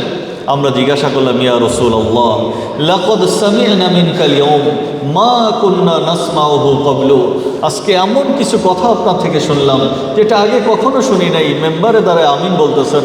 আল্লাহ নবী বললেন যে শোনো, কদ হাদর লি জিব্রাইল, মাত্রই জিব্রাইল আমার সামনে আসছিল আর সে এসে বলল বাউদা মান আদরাকা রমাদান ফালাম ইউগফার লাহু, রমজান পাইল কিন্তু গুনাহকে মাফ করাইতে পারল না, এই ব্যক্তি ধ্বংস হয়ে যায়। জিব্রাইল সমস্ত ফেরেশতাদের সরদার, এমনি আসে নাই, আল্লাহ না পাঠাইলে আসে নাই। লা ইয়াসুনাল্লাহ মা আমারহুম ওয়া ইয়াফআলুনা মা ইউমারুন, আল্লাহ যা বলেন ফেরেশতারা তাই করে, এর বাইরে কিছু করেন না। তো জিব্রাইল নিজে আসেন নাই, আল্লাহ তাআলা পাঠাইছেন। সাইয়্যিদুল মালাইকা, সে এসে বদদুয়া করতেছেন, আর সৈয়দুল জিন্নি ওয়াল ইনস মুহাম্মদ আরবি সাল্লাল্লাহু আলাইহি ওয়াসাল্লাম ইমামুল আম্বিয়া, উনি আমিন বলতেছেন। দোয়া কবুল হওয়ার ক্ষেত্রে কোনো বাধা আছে বলেন? সবাই বলেন বাধা আছে? নাই, দোয়া কবুল হয়ে বসে আছে। এই জন্য কখনো এমন হয় যে কোনো রমজানই তো ভালোভাবে আদায় করি না, এরপরেও তো ধ্বংস হইলাম না, আল্লাহ তাআলা ঢিল দিচ্ছেন, একটু বেশি ঢিল দিচ্ছেন যে ফিরে আসে কিনা, না হলে যখন পাকড়াও করবেন বড় ভয়াবহভাবে পাকড়াও করবেন। এই জন্য রমজানে আমার গোনা মাফ করাইতে হবে। দ্বিতীয় বিষয়, যে জিব্রাইল আসলো, ফালাম্মা রখাইতুস দারাজাতা সানিয়া, দ্বিতীয় সিঁড়িতে যখন পা রাখলাম তখন বলল জিব্রাইল এই বদদোয়া বলল, বাউদামান যুকিরতা ইনদাহু, ওই ব্যক্তি ধ্বংস হয়ে যাক, আপনার নাম আলোচনা করা হইল, ফালাম ইউসাল্লি আলাইকা, কিন্তু একবারের জন্য মজলিসের মধ্যে সাল্লাল্লাহু আলাইহি ওয়াসাল্লাম, সবাই বলেন সাল্লাল্লাহু আলাইহি ওয়াসাল্লাম, এই শব্দটা বলল না, তাহলে এই ব্যক্তিও ধ্বংস হয়ে যায়। এই জন্য নবীর নাম যখন আসে মিনিমাম একবার দুরুদ পাঠ করা ওয়াজিব, এরপরে যত পাঠ করেন মুস্তাহাব। এটা তো নবীর সঙ্গে মোহাব্বতের বিষয়, দুরুদের ফজিলত শেষ নেই।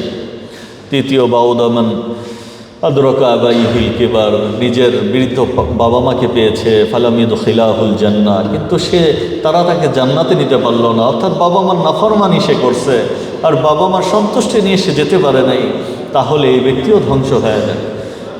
জিব্রাইল যে দোয়া করছেন আলাইহিস সালাম, দোয়া কবুল হয়ে গেছে। এই জন্য রমজানে আমাদের গোনাকে মাফ করাইতে হবে। এই জন্য রোজা কিভাবে রাখতে হবে? সিয়াম ওয়াল কোরআন ইয়াশফাআনি লিল আবদি, রমজান কোরআনময় বানাইতে হবে, রোজার সঙ্গে রমজানকে পার করতে হবে। রোজাও বান্দার জন্য সুপারিশ করবে, আল্লাহ তাআলাকে বলবে, ইয়া রব মানাতুহু মিনাত তাআম ওয়াশ শাহওয়াত ওয়াশ শারাব, আমি তাকে খাবার, পানি, শাহওয়াত, সমস্ত জৈবিক চাহিদা থেকে তাকে বিরত রাখছি, ফিন নাহার, দিনের বেলা, তার ব্যাপারে আমি সুপারিশ করতেছি, কবুল করেন। কোরআন বলবে, ইয়া রব আমি তাকে ঘুমের থেকে বাধা দিয়ে রাখছি, মানাতুহু মিনান নাউম, আমি তাকে রাত্রে ঘুম থেকে বাধা দিয়ে রাখছি, রাত্রে লম্বা তেলাওয়াত সে করছে, তার ব্যাপারে আমি সুপারিশ করতেছি। ফায়ুশাফাআন, তাদের দুইজনের সুপারিশে কবুল করা হবে। কারো রমজান যদি কোরআনময় রমজান হয়ে যায়, কারো রমজান যদি রোজাময় রমজান হয়ে যায়, তাকওয়াময় রমজান হয়ে যায়, তাহলে তার রাস্তা পার হয়ে গেল।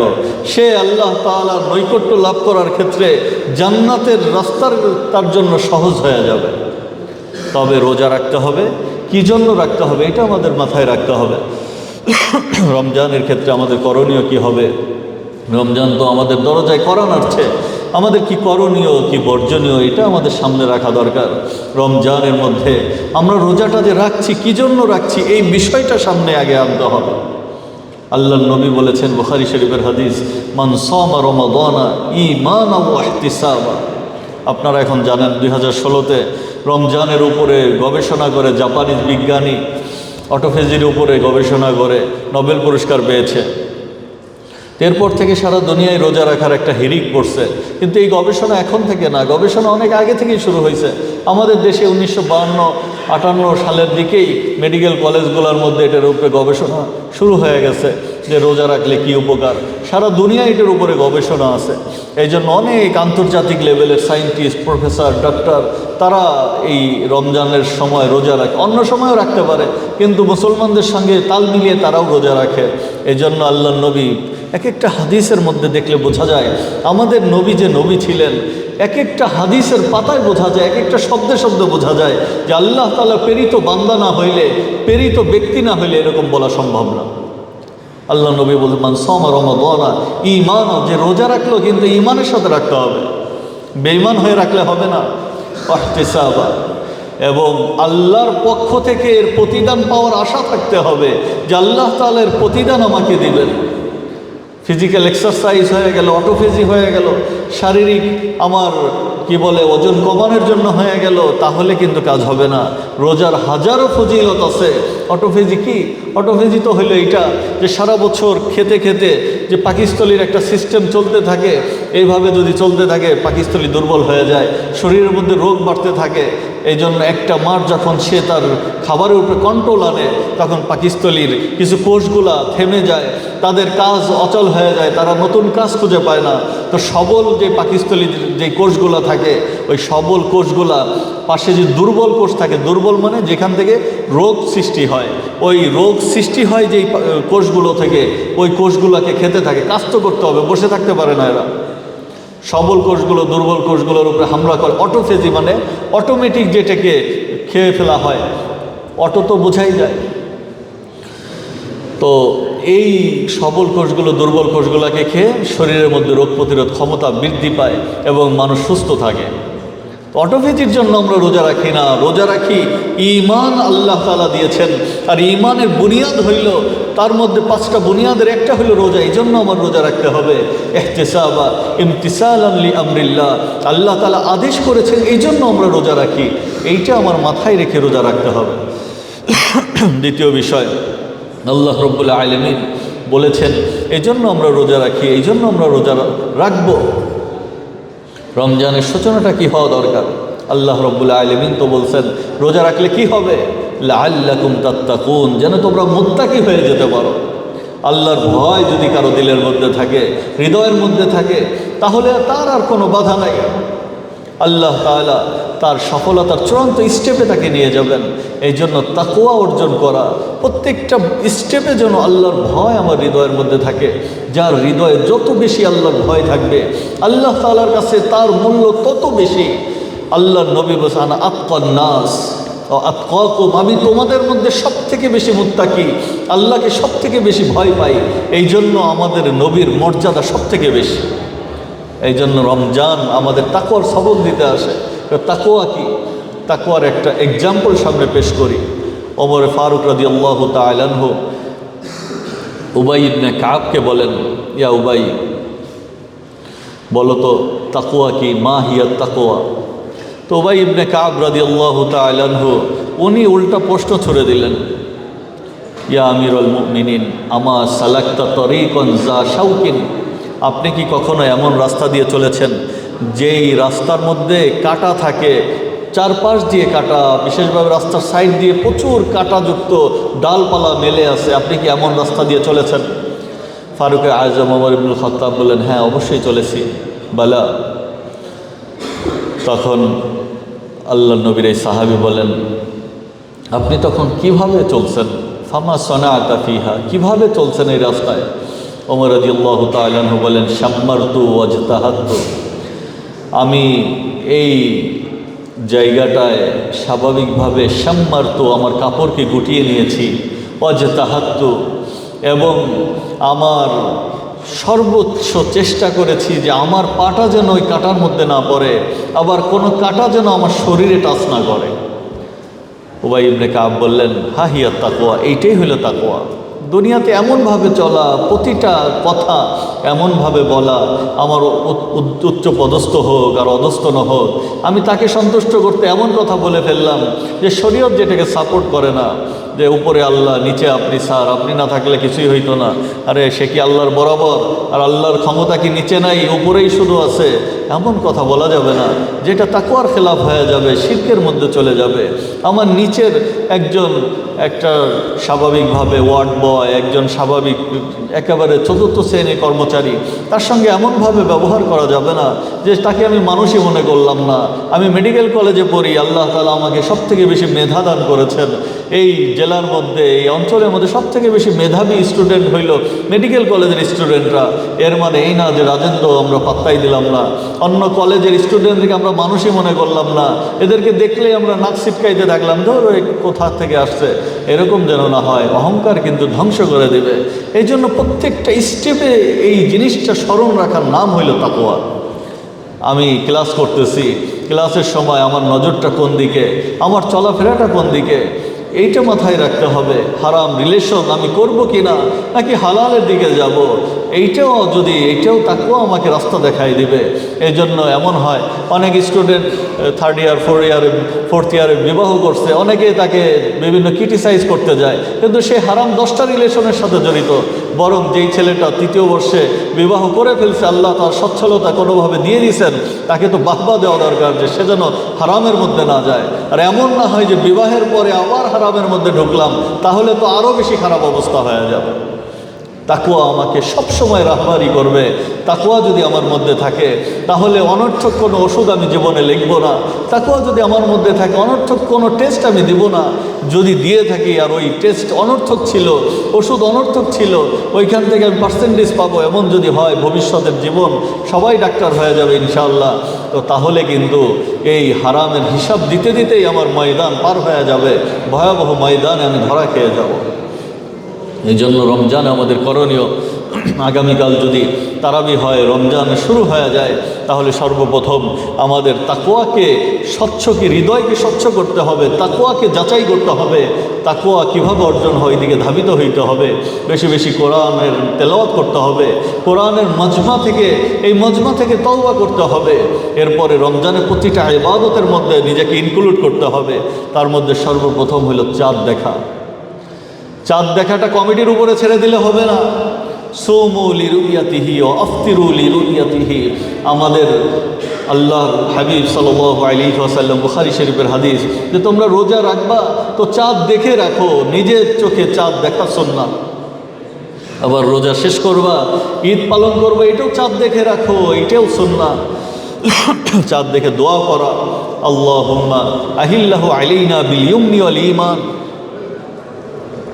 এই দোয়া করতে হবে। কোনো রেওয়ায়েতে আছে আল্লাহু আকবার, শুরুর শব্দটা যে আল্লাহই সব থেকে বড়। চাঁদ পৃথিবী থেকে বড় হতে পারে, সূর্য পৃথিবী থেকে 13-14 লক্ষ গুণ বড় হতে পারে, কোনো কোনো গ্রহ নক্ষত্র দুনিয়া থেকে কোটি গুণ বড় হতে পারে। এই জন্য আল্লাহু আকবার, আল্লাহই সব থেকে বড়। এরপরে দোয়া করতে হবে আল্লাহুম্মা আহিল্লাহু আলাইনা বিল ইয়ুমনি ওয়াল ঈমান ওয়াস সালামাতু ওয়াল ইসলাম রব্বি ওয়া রব্বুকা আল্লাহ। চাঁদকেও বলতে হবে আমার রব আল্লাহ, তোমার রব আল্লাহ। দোয়া পড়া এটা একটা সুন্নাহ আমল। দ্বিতীয় বিষয় তারাবি।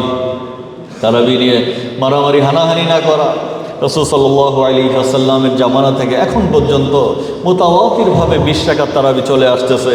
যদি কেউ 20 রাকাত পড়তে না চায় তার আমল সে করুক, কোনো সমস্যা নেই, তার সঙ্গে কোনো ঝগড়ার মধ্যে যাওয়ার দরকার নেই। অসংখ্য রেওয়ায়েত আছে, হাদিস আছে, রাসূল সাল্লাল্লাহু আলাইহি ওয়াসাল্লাম তো মাত্র 2-3 দিন তারাবি পড়েছেন, এরপরে ভিতরে চলে গেছেন, নিজে নিজে পড়েছেন। কেন পড়েছেন?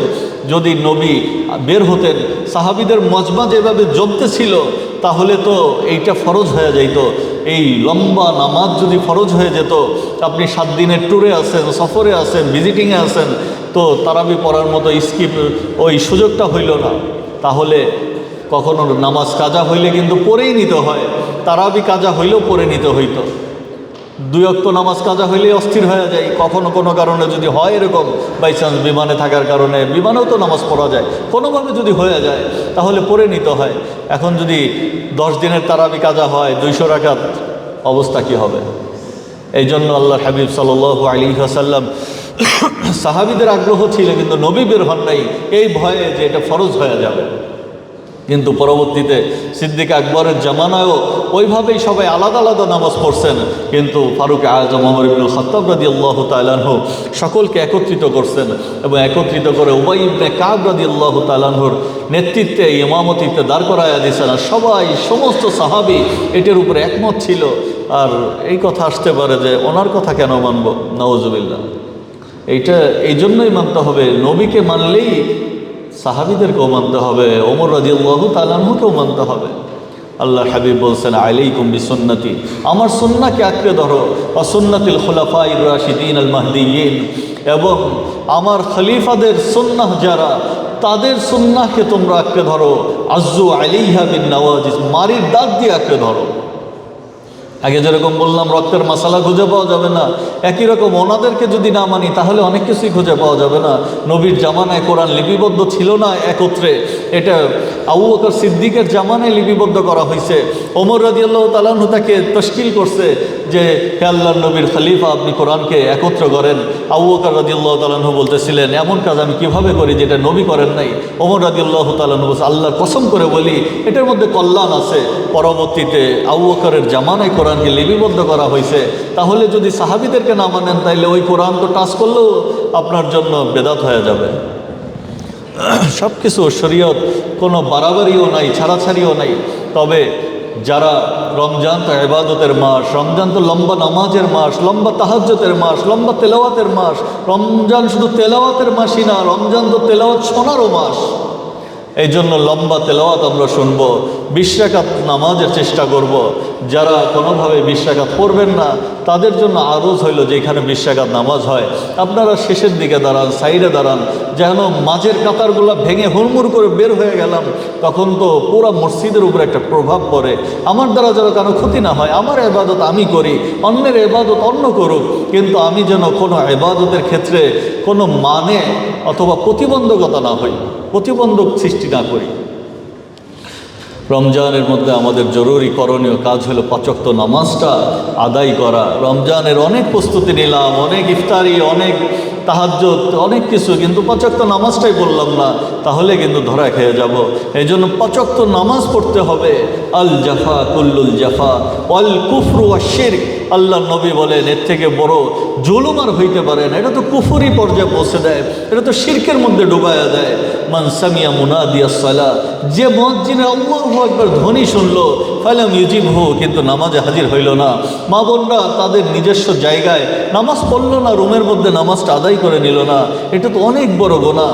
এই জন্য প্রত্যেক নামাজের সময় ইউবাসু মুনাদিন ইনদা কুল্লি সালাতিন, প্রত্যেক নামাজের সময় একজন ফেরেশতাকে পাঠানো হয়, আর ওই ফেরেশতা এসে বলে কুমু, আরে ওঠো, ফাআতফিউ, এবং নিজের উপরে যে আগুনকে জ্বালাইছো এটাকে নিভায়া দাও। মা আউ কত্তুম আলা আনফুসিকুম, নিজেদের উপরে যে আগুন জ্বালিয়েছো এই আগুনকে নিভিয়ে দাও। যারা নামাজটা পড়ে উঠে ওযুটা করে নেয়, শীত হোক আর গরম হোক, তারা নিজেদের আগুনটা নিভায়া দেয়। আর যদি নামাজটা না পড়ে তাহলে তো এই যে কুফরি কাজ করে বসলো। আল্লাহর নবী তো অনেক কঠিন কঠিন কথা বলছেন। আসসালাতু ইমাদুদ্দিন, নামাজ হলো দিনের খুঁটি। মান আকামাহা আকামাদ্দিন, যে নামাজ পড়লো দিনকে সংহত রাখলো। ওমান হাদামাহা হাদামাদ্দিন, যত বড় ইসলামিক সংগঠনই আমি করি না কেন, যদি নামাজ না পড়ি তাহলে আমার মধ্যেই আমি ইসলামকে আনতে পারি নাই। কোনোভাবে কোনো বিপ্লবে ইসলাম দুনিয়ায় কায়েম করা যাবে না, আমার জীবনেই তো আমি ইসলাম আনতে পারি নাই। এজন্য নামাজ থেকে আমার জীবনের সংগঠন শুরু করতে হবে, আমার জীবনের বিপ্লব শুরু করতে হবে। রমজান এটা খুব জরুরি। রমজানকে আমরা চতুর্থ যেটা করব, কোরআনময় বানাবো। দুনিয়ার কত কিছু শিখলাম, মেডিকেলের সব বই ইংরেজিতে আর আরবি, আমরা সূরা ফাতিহাটা যদি শুদ্ধভাবে পড়তে না পারি, আল্লাহর কাছে আমরা তো কোনো এক্সকিউজ দিতে পারবো না। সারা দুনিয়া পারবে কি পারবে না ওটা তারা জানে, কিন্তু মেডিকেলের কোনো স্টুডেন্ট আল্লাহর সামনে দাঁড়াইতে পারবে না যদি সে কোরআন তেলাওয়াত না করতে পারে, কোরআনটা পড়তে না জানে। কারণ সারা দুনিয়ার বই সে পড়তে জানে, কঠিন কঠিন দাঁত ভাঙা বইগুলো তারা মুখস্থ করতে জানে, কিন্তু কোরআনের সূরা ফাতিহাটা ঠিক নাই, কিভাবে আল্লাহর সামনে দাঁড়াবো?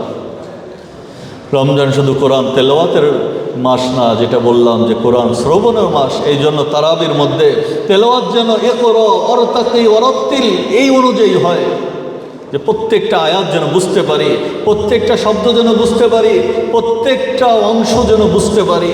কোরআন এইভাবে যেন হয়, তেলাওয়াতটা যেন এইভাবে হয়।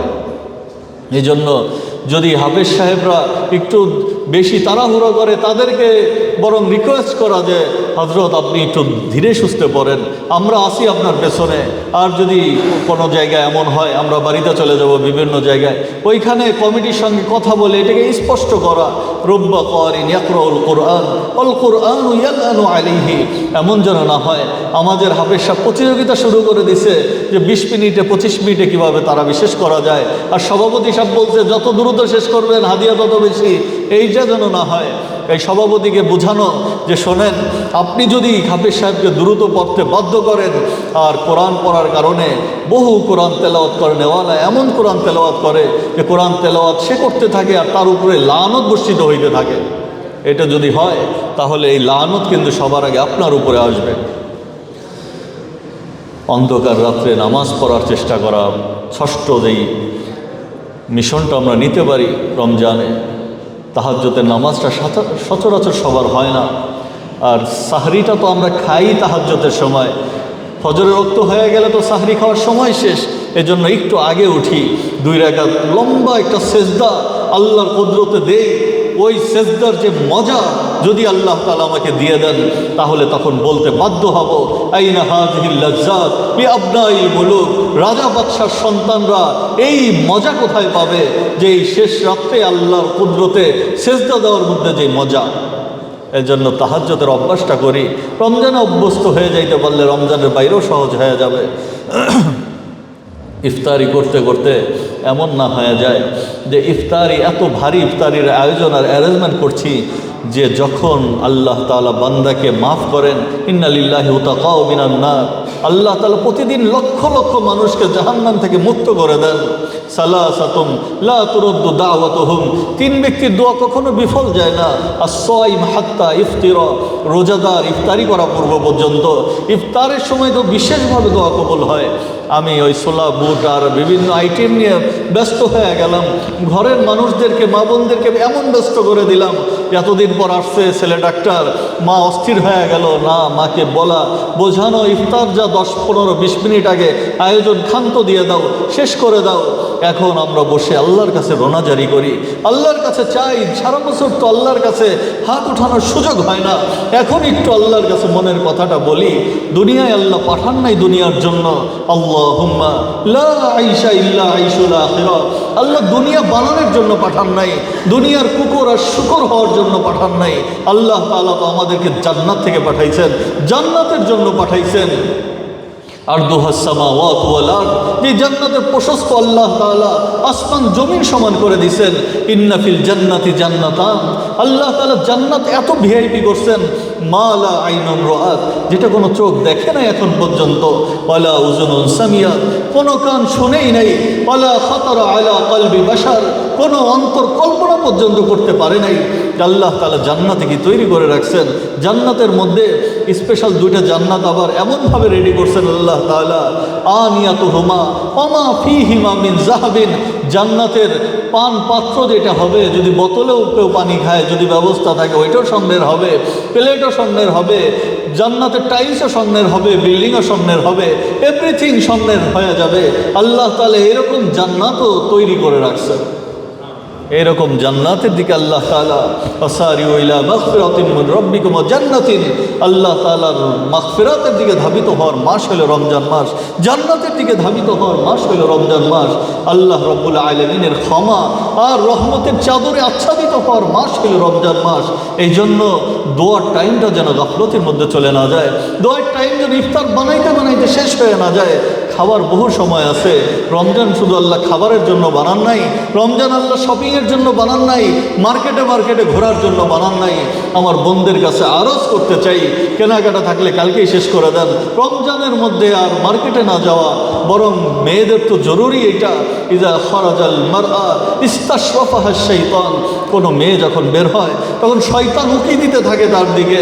মেডিকেল কলেজের আমার বোনদের দিকে আমি আরজ করতে চাই যে আমরা আমাদের জীবনকে আম্মা জান আয়েশার মতো বানাই, আমাদের জীবনকে হযরত ফাতেমা রাদিয়াল্লাহু তাআলা আনহার মতো বানাই, যিনি মারা গেছেন তো রাত্রেই দাফন, যেন দুনিয়ার কেউ তাকে দেখতেও না পারে, শরীরের সাইজটা পর্যন্ত বুঝতে না পারে, এইরকমভাবে নিজেকে আড়াল করে রাখছেন।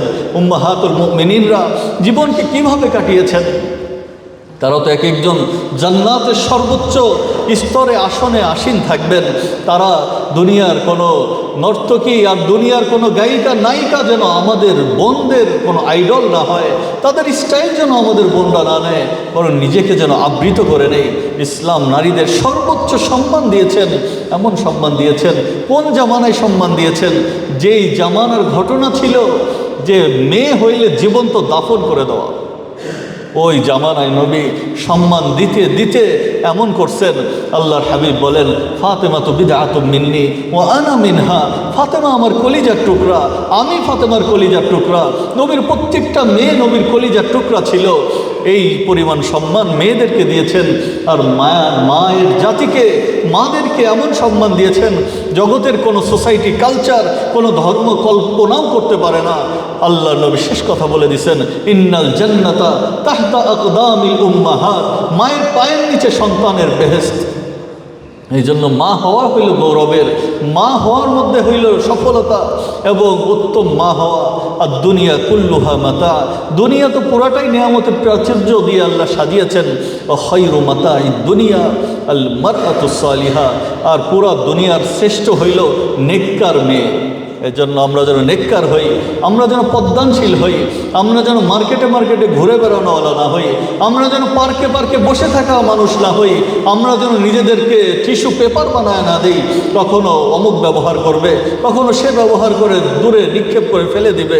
না, মেয়েরা ডায়মন্ডের থেকেও দামি, মেয়েদের থেকে দামি আর কেউ নাই, মুসলিম রমণীদের থেকে দামি এই জগতে আর কেউ নাই।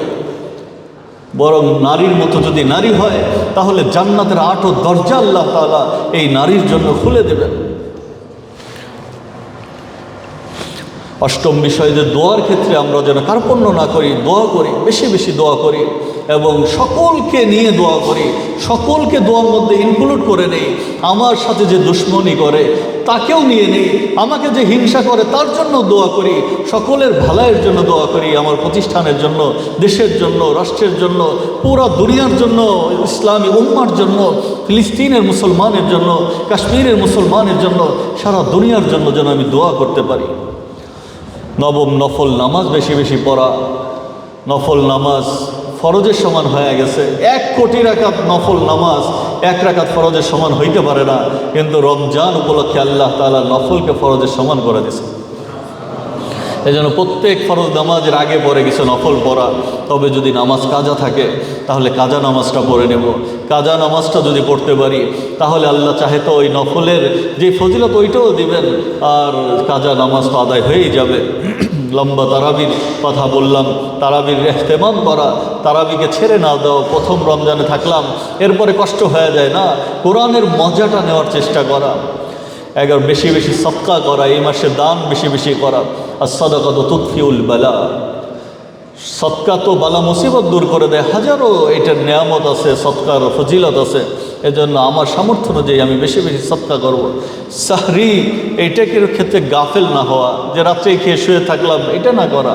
তাসাহহারু ফা ইন্না ফিস সুহুরি বারাকা, তোমরা বেশি বেশি সেহরি ক্ষেত্রে ইহতেমাম করো এবং এটার মধ্যে বরকত আছে। ইফতারির ক্ষেত্রে ইহতেমাম করা, এবং হাদিসের মধ্যে আছে লা তাজালু উম্মতি বিখাইরিন, উম্মত ততদিন পর্যন্ত কল্যাণের মধ্যে থাকবে। মা আখরুস সুহুর, সেহরি করতে হবে একেবারে শেষ টাইমের দিকে গিয়ে, আর ইফতার করতে হবে আজিলুল ফিতরা, আজান হওয়ার সঙ্গে সঙ্গে, ওয়াক্ত হওয়ার সঙ্গে সঙ্গে দেরি না করা, ওই সময়ের মধ্যে ইফতার করে নেওয়া।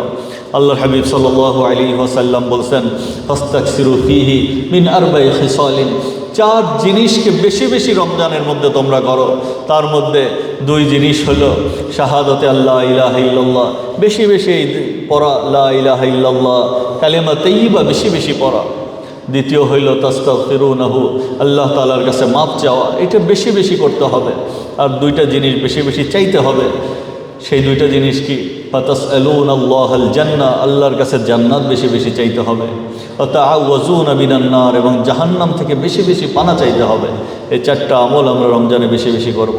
এর সঙ্গে শবে কদরের তালাশ করার চেষ্টা করব, এতেকাফ করার চেষ্টা করব, যাদের উপরে যাকাত আছে যাকাত দেওয়ার চেষ্টা করব। আর রমজানে আমাদের বর্জনীয় কাজ যেটা, সেটা বেশি অল্প কয়েকটা কথা বলবো বর্জনীয়র ব্যাপারে। বরং আমি যদি বর্জনীয় কাজের মধ্যে সামারি করি তাহলে 2টা বিষয় বর্জন করতে হবে। নজরের কন্ট্রোল, জবানের কন্ট্রোল সব হয়ে যাবে। তাহলে আমার রমজান বরকতময় হওয়ার জন্য এতটুকুই যথেষ্ট। উকবা ইবনে আমির রাদিয়াল্লাহু তাআলা আনহু, আল্লাহর নবীর সাহাবী, তিরমিজি শরীফের হাদিস, এসে বলতেছে ইয়া রাসূলুল্লাহ মান নাজা ইয়া রাসূলুল্লাহ, বাঁচার উপায় কি? জাহান্নাম থেকে মুক্ত হওয়ার উপায় কি? মুক্তি পাওয়ার উপায় কি? আল্লাহর হাবিব সাল্লাল্লাহু আলাইহি ওয়াসাল্লাম সংক্ষিপ্ত বললেন আমলিকা আলাইকা লিসানাক, জবানকে কন্ট্রোল করো। আমলিকা আলাইকা লিসানাক, জবানকে কন্ট্রোল করে নাও। ওয়ালিয়াসআকা বাইতুক, বাইরে বেশি ঘোরাফেরা না করে নিজের ঘরকে প্রশস্ত করো, নিজের ঘরের মধ্যে ইবাদত বেশি বেশি করো। নামাজ পড়ে ঘরের মধ্যে তাসবিহ, তাহলিল আর তালিম, দ্বীনি হালকা কায়েম করে আল্লাহর ইবাদতের পরিবেশ তৈরি করো। নিজের সন্তান, নিজের বাবা মা, নিজের স্ত্রী, নিজের পরিবারের সঙ্গে সময় কাটানোর মতো আন্তরিক সম্পর্কও থাকা দরকার, এবং নিজের ঘরটা যেন নিজের জন্য প্রশস্ত হয়ে যায়। এরকম না যে 2500 স্কোয়ার ফিটের ফ্ল্যাট হইতে হবে, 4000 স্কোয়ার ফিটের বাড়ি হইতে হবে, এটা জরুরি না। জরুরি হইল আপোষে মিল, মহব্বত যদি থাকে, নজরের হেফাজত যদি থাকে, তাহলে ঘর প্রশস্ত হয়ে যাবে। অবকি আলা খতিয়াতি, নিজের ভুলের উপরে ক্রন্দন করো। আল্লাহ নবী বলতেছেন যে নিজের ভুলগুলাকে সামনে এনে কাঁদতে থাকো। অনেকে নিজের ভুলই খুঁজে পায় না, চিন্তা করে। অনেক আছে না দুনিয়ার অনেক বাটপাট চিটাররা, সারা জীবন আল্লাহর নাফরমানি করে বলে আমি হুজুরদের সাথে আমিন বলি না। কেননা হুজুররা বলে রব্বানা জলামনা আনফুসানা, আমি জুলুম করছি না, আমি জুলুম করি নাই। এরকম পাগলও দেশের মধ্যে আছে, নিজেকে মনে করে জুলুম করি নাই। অথচ আল্লাহ নবী বলতেছেন মা আদরি, আমি জানি না আল্লাহ আমার সঙ্গে কি ব্যবহার করবেন। কাইফা ইউফআলু বি ওয়া আনা রাসূল রাব্বিল আলামিন। আমি আল্লাহর নবী, কিন্তু যখন ভয় চলে আসতো তখন নবী অস্থির হয়ে যাইতেন যে আল্লাহ আমার সঙ্গে কি ব্যবহার করবে আমি জানি না। সিদ্দিক আকবর আবু বকর সিদ্দিক বলতেন, আরে আবু বকর, আরে ইবনে কুহাফা, যদি তুমি একটা গাছের পাতা হতে তাহলে তো একটা ছাগল তোমাকে খেয়ে ফেলতো, তাহলে তো একটা ছাগল তোমাকে খেয়ে ফেলতো, আর তোমার কোনো পেরেশানি থাকতো না, কোনো হিসাব কিতাব দিতে হইতো না। উম্মতের দ্বিতীয় শ্রেষ্ঠ মাথা ওমর ফারুক রাদিয়াল্লাহু তাআলা আনহু এই কথা বলতেন, হায় ওমর, তোমার মা যদি তোমাকে জন্মই না দিত তাহলে তোমার কোনো পেরেশানি থাকতো না। যারা যত আল্লাহর বেশি নৈকট্যপ্রাপ্ত বান্দা, তত আল্লাহ রব্বুল আলামিনের ব্যাপারে তাদের ভয়, নিজের আমলের ব্যাপারে ভয়। এই জন্য নামাজ পড়ার পরেই আমরা বলি রব্বানা যালামনা আনফুসানা, আল্লাহ জুলুম করে ফেলছি। কারণ নামাজ তো আল্লাহ তাআলা নিজের হাবিবকে মেরাজে ডেকে দিয়েছেন, এই নামাজের হক আদায় করতে পারি নাই। আল্লাহ নবী তো আমাদের নামাজ দেখলে ওই কথাই বলতেন, সাহাবীকে যেরকম বলেছিলেন সল্লি ফা ইন্নাকা লাম তুসাল্লি, নামাজ আবার পড়ো, নামাজ হয় নাই তোমার। আবার পড়ছে, আবার বলছে নামাজ হয় নাই। এই জন্য আমার নামাজ কি হইতেছে, আমার তেলাওয়াত কি হইতেছে, এই জন্য নিজের ভুলের উপরে অনুতপ্ত হওয়া আর নিজের নজরের কন্ট্রোল করা, বেপর্দা অবস্থায় না চলাফেরা করা। নিসাউন কাসিয়াতুন আরিয়া মুমিলাতুন মাইলাত, দুই ব্যক্তির কথা আছে হাদিসের মধ্যে, তার মধ্যে এই দুই ব্যক্তি জাহান্নামে চলে যাবে, এদের বাঁচার কোনো, এদের জাহান্নামই ঠিকানা। নবী বলেন আমি দেখি নাই এদেরকে। তার মধ্যে একটা দল হইল ওই মেয়ে নিসাউন কাসিয়াতুন আরিয়া, যে এমন অবস্থায় পোশাক পরে, পোশাক পরার পরেও মনে হয় উলঙ্গ। মুমিলাতুন মাইলাত, বিভিন্ন সিস্টেমে সে ছেলেদের নিজের দিকে আকৃষ্ট করে, আর সে ছেলেদের উপর আকৃষ্ট হয়ে তাদের ঘাড়ের উপরে সওয়ার হয়। এরকম যদি হয় তাদের ঠিকানা জাহান্নাম। লাম ইয়াজিদনা রিহাল জান্নাহ, সে জান্নাতের ঘেরানো পাবে না। এই জন্য বেপর্দা অবস্থা থেকেও বাঁচতে হবে, নজরের হেফাজতও করতে হবে। আর রমজান মাসে ইলমের গুরুত্ব অনেক বেশি বেড়ে যায়, কারণ আল্লাহ তাআলা কোরআনকে শাহরু রমাদান আল্লাযী উনজিলা ফীহিল কোরআন, রমজানে আল্লাহ তাআলা কোরআন নাজিল করেছেন। এই কোরআন নাজিলের মাস, কোরআন নাজিলের মাসে ইলমের গুরুত্ব অনেক বেশি বেড়ে যায়, কারণ কোরআনের প্রথম কথাটাই হলো ইকরা, পড়ো। আমরা যেটা পড়তেছি মেডিকেল সায়েন্স, এটাও গুরুত্বপূর্ণ, কোনো সন্দেহ নেই। এটা যদি আমরা মানুষের সেবা করার জন্য, মানুষের উপকার করার জন্য, মানুষের কল্যাণের জন্য পড়াশোনা করি, এইটারও একটা বড় প্রতিদান আল্লাহ রাব্বুল আলামিন দিবেন, কোনো সন্দেহ নেই। কারণ ডাক্তার থাকা এটা তো একটা ফরজে কিফায়ার আমল। আমরা আল্লাহ তাআলা আমাদের ওই পেশার জন্য কবুল করছেন, এটা আল্লাহ তাআলার মেহেরবানি। কিন্তু ইলম বলতে কোরআন এবং হাদিসের ইলমকেই বোঝায়। এই জন্য কোরআন হাদিসের ইলম অর্জন করা দরকার। শুরু তো হওয়া দরকার সূরা ফাতিহা থেকে, আলিফ বা তাসা থেকে, যেন আমি কোরআনটা পড়তে পারি, এটা বেশি জরুরি। খায়রুকুম মান তাআল্লামাল কুরআন ওয়া আল্লামা, আল্লাহ নবী বলছেন শ্রেষ্ঠ তোমাদের মধ্যে সেই ব্যক্তি যে কোরআন শিখে, কোরআন শেখায়। রমজানে আমাদের কোরআন শেখার ব্যবস্থা থাকবে মেডিকেল কলেজে।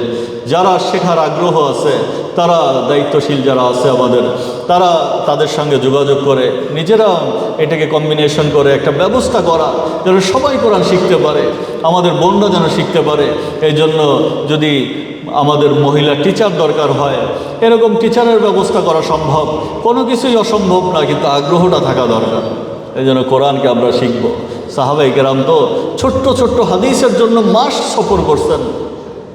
রাহালা জাবির ইবনে আব্দুল্লাহ, জাবির ইবনে আব্দুল্লাহ সফর করছেন মাসিরাতা শাহরিন ইলা আব্দুল্লাহ ইবনে উনাইসিন ফি হাদিসিন ওয়াহিদিন। একটা হাদিস শেখার জন্য আব্দুল্লাহ ইবনে উনাইসের কাছে গেছেন। জাবির ইবনে আব্দুল্লাহ বড় সাহাবী, কিন্তু 1 মাস পর্যন্ত সফর করে গেছেন শুধু একটা হাদিস শোনার জন্য। এই জন্য আমের শাবি বলেন, বুখারীর একজন রাবি, ছোট্ট একটা হাদিস বলে বলতেছেন, আতাইনা কাহা বিগাইরি শাইইন, তোমাকে হাদিসটা আমি গিফট করলাম, শোনায়া দিলাম, বিগাইরি শাইইন, কোনো মূল্য ছাড়াই শোনায়া দিলাম। অকদ ইউরকাবু ফীমা দুনাহা ইলাল মাদিনা, অথচ মদিনা এর থেকে সামান্য ছোট্ট হাদিস শোনার জন্য মানুষ দূর দূরান্ত থেকে মদিনায় আসতো। এই জন্য আলী কাররামাল্লাহু ওয়াজহাই কথা বলছেন, রদিনা কিসমাতাল জাব্বারি ফিনা লানা ইলমুন লিল আদাই মাল, আমরা আল্লাহর বন্টনে সন্তুষ্ট হয়ে গেছি। আল্লাহ রাব্বুল আলামিন আমাদেরকে ইলম দান করছেন আর দুশমনকে সম্পদ দান করছেন। ফাইন্নাল মালা ইয়াফনা আন করিবিন, সম্পদ তো দ্রুতই শেষ হয়ে যায়। ফাইন্নাল ইলমা বাকিন লা ইয়াজাল, আর ইলম তো কখনো শেষ হয় না, মৃত্যুর পরেও লাগে, মৃত্যুর আগেও লাগে, কিয়ামতের ময়দানও লাগবে, জান্নাতেও স্টেজ নির্ধারণ হয়ে যাবে ইলমের উপরে ভিত্তি করে। এই জন্য আমরা রমজানে ইলম শেখার চেষ্টা করব। ফাজাইলের ইলমগুলো আমরা শিখব, কোনটায় কি হয়, কোন আমলের মধ্যে কি হয়। নবীর জীবনী পড়া দরকার, সারা দুনিয়া জানলাম, নবীকে জানলাম না। এর জন্য বিশেষভাবে সিরাত মুস্তফা আমরা পড়ার চেষ্টা করব। আল্লামা ইদ্রিস কান্দলবী রহিমাহুল্লাহ কিতাব 3 খণ্ডে ছাপা আছে, বাংলায় অনেক প্রকাশনা থেকে প্রকাশ আছে, ইসলামিক ফাউন্ডেশন থেকেও আছে। এটার মধ্যে নবীর জীবনী ডিটেলস আমরা আলোচনা জানতে পারবো। গুরুদত্ত সিং একজন শিখ, সে নবীকে নিয়ে নিজের সমস্ত যেই দিলের কথাগুলাকে সে উত্থাপন করেছে, নিজের ভালোবাসা নবীর প্রতি। একজন শিখ, তোমাকে ভালোবাসি হে নবী, এই নামে অনুবাদ আছে এবং অসংখ্য কিতাব আছে। আহকামে জিন্দেগি, আহকামে নিসা, মেয়েদের বিভিন্ন বিষয়ে এই কিতাবগুলো আমরা কিনে আমরা এটার উপরে পড়াশোনা করতে পারি। তাম্বিহুল গাফিলিন একটা কিতাব আছে, ফকিহ আবুল্লাহ সামারকান্দির কিতাব, এটা অনেক বড় কিতাব, আমাদের দেশে সংক্ষিপ্তভাবে এটার অনুবাদ করা আছে। এই কিতাবগুলো জীবন পরিবর্তন করতে পারে। এই ধরনের হাজারো কিতাব আছে, বুঝে শুনে বিজ্ঞ ব্যক্তিদের কিতাব আমরা পড়াশোনা করব। আমার জীবনের প্রতিদিন রুটিনের একটা সময় আমাদের রাখা দরকার, যেই টাইমটা আমরা ইলমের অন্বেষণে কাটাবো। কারণ ইলমের অন্বেষণ এটা অনেক বড় ফজিলতের বিষয়। আল্লাহ রাব্বুল আলামিন আমাদেরকে ইলমের উপরে জীবন চালানোর তৌফিক দান করেন। রমজানের তাৎপর্য, গুরুত্ব, মাহাত্ম্য এটা বুঝে এই অনুযায়ী রমজানকে কাটানোর তৌফিক দান করেন। একই সঙ্গে রমজানে যে কাজগুলো আমাদের করণীয়, এই কাজগুলো আমাদের খুব করার তৌফিক দান করেন। যেগুলো বর্জনীয়, বিশেষভাবে নজরের কন্ট্রোলটা করা। নজর সাহমুন মিন সিহামি শাইতানিল মাসমুমা, নজর হলো শয়তানের বিষাক্ত তীর। এই তীরগুলা যদি কারো মধ্যে থাকে তার ঈমান পর্যন্ত নষ্ট করে দিতে পারে। এরকম বহু নমুনা আছে যে কাউকে দেখছে আর নজরটা খারাপ ছিল, হয়তো এমনও হয়েছে যে কোনো বিধর্মীকে দেখছে আর সে কন্ডিশন তাকে পছন্দ হয়ে গেছে, কন্ডিশন দিছে আমাকে যদি বিবাহ করতে চাও আমার কাছে এমনি আসা যাবে না, বিবাহ করে আসতে হবে, আর বিবাহ করলে ঈমান ছেড়ে আসতে হবে, কাফের হয়ে আসতে হবে। সে সব কন্ডিশনে রাজি হয়ে গেছে। এরকম অসংখ্য ঘটনা আমাদের সামনে আছে। তো ইবনে কাসিরের আল বিদা নেহায়ের মধ্যেও ঘটনা আছে, সালেহ আর মুয়াজ্জিনের ঘটনা আছে। অত্যন্ত বুজুর্গ, 50 বছর আজান দিছে, এরা পর্যন্ত এই নজরের খারাপির কারণে ঈমান থেকে বের হয়ে গেছে, কাফের হয়ে দুনিয়া থেকে চলে গেছে। নজরের হেফাজত করতে হবে। রোজা থেকে মিথ্যা বলা যাবে না, কোনো ধরনের অশ্লীল কথা বলা যাবে না। মান লাম ইয়াদা কওলা যুর ওয়াল আমালা বিহি ফালাইসা লিল্লাহি হাজাতুন আইয়াদা তাআমাহু ওয়া শারাবাহু। যেই ব্যক্তি মিথ্যা ছাড়লো না, মিথ্যাময় কথাগুলো ছাড়লো না, কর্মকাণ্ড ছাড়লো না, এই ব্যক্তি না খেয়ে থাকলে আমাদের কোনো লাভ নাই, আল্লাহ তাআলার কোনো ফায়দা নাই এই ব্যক্তি যদি না খেয়ে থাকে। কারণ মিথ্যা বলার কারণে রোজা শেষ করে দিছে, গীবত করার কারণে রোজা শেষ করে দিছে। বিভিন্ন ক্যাম্পাসের মধ্যে বিভিন্ন দল থাকতে পারে, জামাত থাকতে পারে, গ্রুপ থাকতে পারে। অপ্রয়োজনে কারো গীবত না করি, অপ্রয়োজনে কারো বিপক্ষে না লাগি, কারোর সঙ্গে বিদ্বেষ না রাখি, সবার জন্য হৃদয়কে প্রশস্ত করে দেই। এক সাহাবীর একটা ছোট্ট আমল বলে আমি আমার আলোচনা শেষ করব। একজন সাহাবী যাচ্ছে, গ্রাম্য সাহাবী, খুব নর্মালভাবে যাচ্ছে। আল্লাহ নবী বলছেন, কেউ যদি জান্নাতি লোক দেখতে চাও তাহলে এই লোককে দেখো। আবার দ্বিতীয় দিনও একই কথা, তৃতীয় দিনও একই কথা। আব্দুল্লাহ ইবনে আব্বাস রাদিয়াল্লাহু তাআলা আনহু তো আমলের পাগল ছিলেন, উনি গিয়ে ওই সাহাবীর বাসায় গিয়ে উঠছে আর বলছে, চাচা আপনার বাসায় 3 দিন মেহমান হইতে চাই, আপনি অনুমতি দিবেন কিনা? থাকো, কোনো সমস্যা নেই, নবীর আত্মীয়, খুশি হয়ে গেছে। 3 দিন পর সে চলে যাচ্ছে আর বলছে, চাচা আসছিলাম তো একটা ধান্দা নিয়ে, আমলের ধান্দা, যে আপনি কি আমল করেন? নবী 3 দিন বলল যে আপনি জান্নাতি, কিন্তু কোনো আমল তো দেখলাম না। সাহাবীরা এমনই বলতেন, আদবের সঙ্গে, কিন্তু লৌকিকতা রাখতেন না, দিলে যেটা আছে ওইটাই বলে দিতেন। কোনো আমল তো দেখলাম না স্পেশাল, যেটা আপনার বিশেষভাবে করেন। বলে, ভাতিজা ব্যাপারটা আসলেই তাই, আমার বিশেষ কোনো আমল নাই, তবে আমি একটা আমল করি, যখন আমি ঘুমাইতে যাই তখন আমি এই কথাটা বলি, আল্লাহ যত মানুষ আমার হক নষ্ট করছে, যত মানুষ আমার উপরে জুলুম করছে, যত মানুষ আমাকে ঠগাইছে, যত মানুষ আমাকে গালি দিছে, যত মানুষ আমাকে কটু কথা বলছে, আল্লাহ আমি সকলকে মাফ করে দিলাম, তুমিও মাফ করে দাও। এটা এত বড় আমল। তখন ইবনে আব্বাস রাদিয়াল্লাহু তাআলা আনহু বললেন, রাদিয়াল্লাহু তাআলা আনহুমা, উনি এই কথা বললেন, হ্যাঁ চাচা, এই আমলটার কারণেই নবী আপনার ব্যাপারে এত বড় সুসংবাদ দিয়েছে। এই জন্য রমজানটা সকলকে মাফ করে দেবো ইনশাআল্লাহ। সকলের, যে ব্যক্তি মাফ করে দেয় সে গীবত কেমনে করে? যে ব্যক্তি মাফ করে দেওয়ার মানুষ সে মিথ্যা অপবাদ কেমনে দেয়? যে ব্যক্তি মাফ করে দেওয়ার মানুষ সে অন্যকে কষ্ট কীভাবে দেয়? এই জন্য রমজানকে আমরা এইভাবে সাজাবো। আল্লাহ রব্বুল আলামিন আমাদের রমজানের হক আদায় করে রমজানের মাহাত্ম্য এবং বরত্ব বারাকাকে সামনে নিয়ে আমাদেরকে রমজানকে কাটানোর তৌফিক দান করেন। আখিরু দাওয়ানা আলহামদুলিল্লাহি রাব্বিল আলামিন।